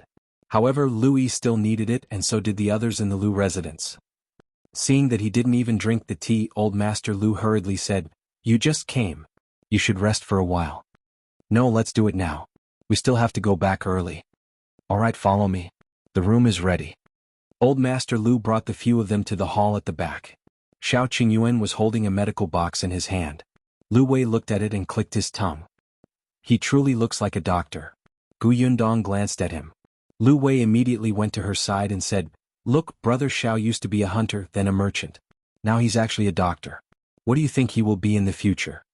"Whatever he will be, it's better than a prodigal son like you." Lu Wei was speechless.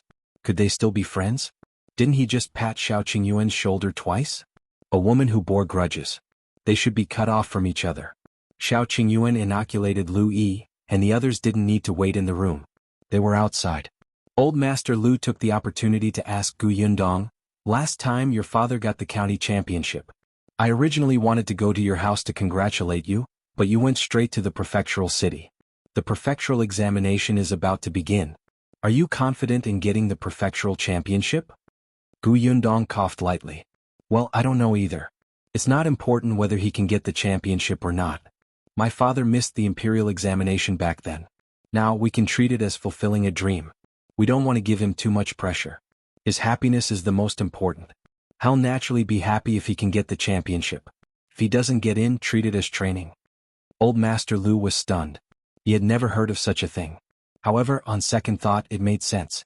Although the Gu family was still poor, Gu Yundong had refined white sugar and given the imperial court such great benefits. It was said that the emperor had sold the white sugar to other countries and earned a lot of money. The national treasury was full.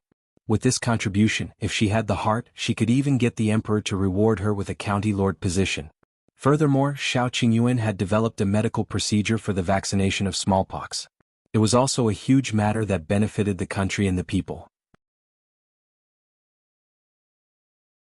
Just these two things alone made the Xiao family and the Gu family look good in front of the emperor. If Gu Dajiang were to get into the capital in the future, regardless of his ranking, he would attract the attention of high-ranking officials and nobles. When old Master Lu thought of this, he stopped asking about this matter and thought about her marriage with Xiao Qingyuan. Isn't it time to put your wedding on the agenda? After my father finishes the examination. Gu Yundong was still a little embarrassed. Old Master Lu was overjoyed. Then it will be soon. In that case, I should prepare a big gift now. It's good, at least it's faster than our Lu Wei. Gu Yundong was about to nod, but then she was stunned. What he meant was, she suddenly looked at Lu Wei, who was eavesdropping on their conversation. You're engaged? When did this happen? Why didn't she know? Wasn't he hiding in the prefectural city to avoid old Master Liu's blind date? Now he finally surrendered? Old Master Lu laughed. Yes, it's finally settled. If you find any errors, ads pop up, ads redirect, broken links, non-standard content, etc. Please let us know reports so we can fix it as soon as possible.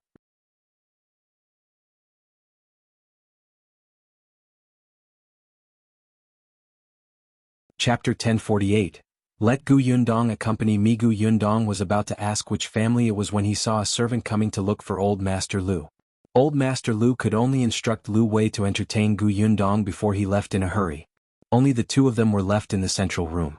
Gu Yundong suddenly looked at him with a burning gaze. Lu Wei felt uncomfortable under her stare. After a long while, he waved his hand and said, all right, I'll tell you. I'm indeed engaged. It happened a month ago. My father set it up for me. Which girl? Miss Zhang. Lu Wei was very dissatisfied. I don't know what medicine my father took, but he insisted on finding me a fierce wife. You don't know, but that Miss Zhang is especially fierce. I am afraid of her. Gu Yundong was speechless. There was nothing she could do about this. Lu Wei looked like he had nothing left to live for. My father doesn't listen to me at all. He insists that I'm jumpy and that I have to find a wife who can control me. Then how can I live in the future? Gu Yundong wanted to laugh, but she tried her best to restrain herself. Forget it. He was already in such a miserable state. It was not good to laugh at him. However, they were still friends, so she asked a few more questions. Have you seen Miss Zhang? Do you have any feelings for her? I've seen her. She looks all right, but she's fierce and domineering. I don't like this at all. Gu Yundong frowned. But this was how it was like for a man and a woman to get married these days. Since they were already engaged, it meant that old Master Lu had made up his mind. However, for old Master Lu to take a fancy to her, that girl must have something outstanding that he admired. However, Lu Wei was very against this Miss Zhang now. Then, just as Gu Yundong was thinking about it, old Master Lu rushed back. Unexpectedly, the first thing he said when he returned was to Lu Wei. A servant came to the Zhang family and said that they had obtained a wild deer. Young Master Zhang has held a banquet and invited you to join in the fun. What's there to hold a banquet for? I don't even want to eat anymore. I'm not going. Lu Wei refused without hesitation. Old Master Lu was furious. Who asked you to eat deer? I asked you to meet Miss Zhang. All the more reason for me not to go. I don't like her. Old Master Lu looked around, looking like he was looking for a stick. Seeing this, Lu Wei hurriedly jumped up and hid behind Gu Yundong. Father, you don't be rash. You're really an idiot. If you don't like her, you should meet her even more often. Wouldn't you like her if you talked to her more often? Let me tell you, am already tolerant enough of you. I even let the two of you cultivate your relationship before marriage. Don't be ungrateful." As he spoke, old Master Liu's breathing began to quicken.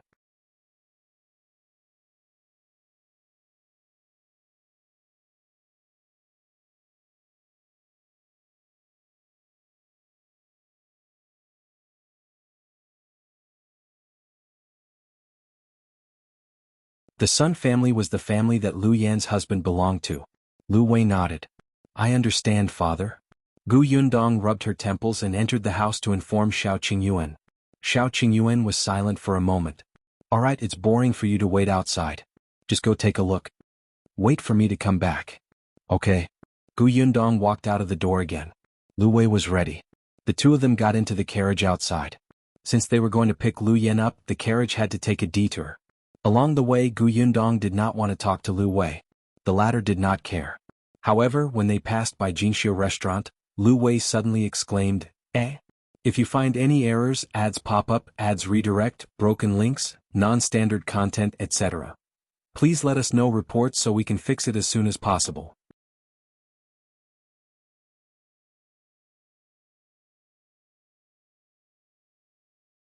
Chapter 1050. The third young master of the Tao family, Tao Yengu Yundong glanced at him and pretended not to hear him. "Don't think that I don't know that he deliberately made a sound to attract my attention." However, she didn't expect that Lu Wei didn't look at her and asked curiously, "Why are they together?" Gu Yundong lifted the curtain and looked out. She happened to see two people about to enter Jianghu restaurant. She didn't know one of them. But wasn't the other Peng Zhongfei? It had been a long time since he had seen this person. He looked like he had been doing well recently and was glowing. Gu Yundong asked casually, "Do you know the person beside Peng Zhongfei?" Lu Wei nodded. "Yes, he's the third young master that the Tao family found at the end of last year." Gu Yundong froze. "Who are you talking about?" "Third young master Tao Yan." Gu Yundong suddenly shouted, "Stop the carriage." The sound was urgent and sharp. Luan, who was driving the carriage outside, hurriedly pulled the reins. Because of inertia, Lu Wei couldn't sit properly and almost fell out of the carriage. He rubbed his aching head and asked angrily, "What are you doing? You're so shocked." However, Gu Yundong said to him, "Go to the Zhang family yourself. I have something on so I won't be going for now." After saying that, she didn't care about Lu Wei's reaction and directly jumped off the carriage. Lu Wei was stunned and hurriedly got off the carriage. When he looked up, he saw Gu Yundong rushing towards Jianghu restaurant. He hurriedly asked Luan to drive the carriage to the side to rest, then quickly caught up with Gu Yundong. The two of them entered Jianghu restaurant one after another. Lu Wei had just caught up with her and happened to hear her asking the shopkeeper, "Which room are young Master Peng and young Master Tao in?" The shopkeeper was stunned. He naturally knew Gu Yundong, but, fortunately, Lu Wei came over immediately. "Hurry up and tell her, which room are they in?" The shopkeeper immediately replied, "In the bamboo room." "Thank you," Gu Yundong said and quickly walked upstairs. After going up 2 flights of stairs, she saw that Lu Wei had also come over. She immediately frowned and said, "Why are you following me?" "I have something urgent to do. You can go to the Zhang family first. As for seeing Miss Zhang, you can wait for an opportunity next time." "Hey, the Zhang family's matter is not urgent. What are you busy with?" Lu Wei was excited. "Is it related to Peng Zhongfei and Tao Yan? I'll help you. I can beat or trick anyone." As he spoke, he even started to roll up his sleeves. Gu Yundong's mouth twitched. "No, I just have something to ask. Hurry up and leave." Lu Wei raised his neck and refused resolutely. "I promised father that we would go out and return together. How can I leave you here alone?"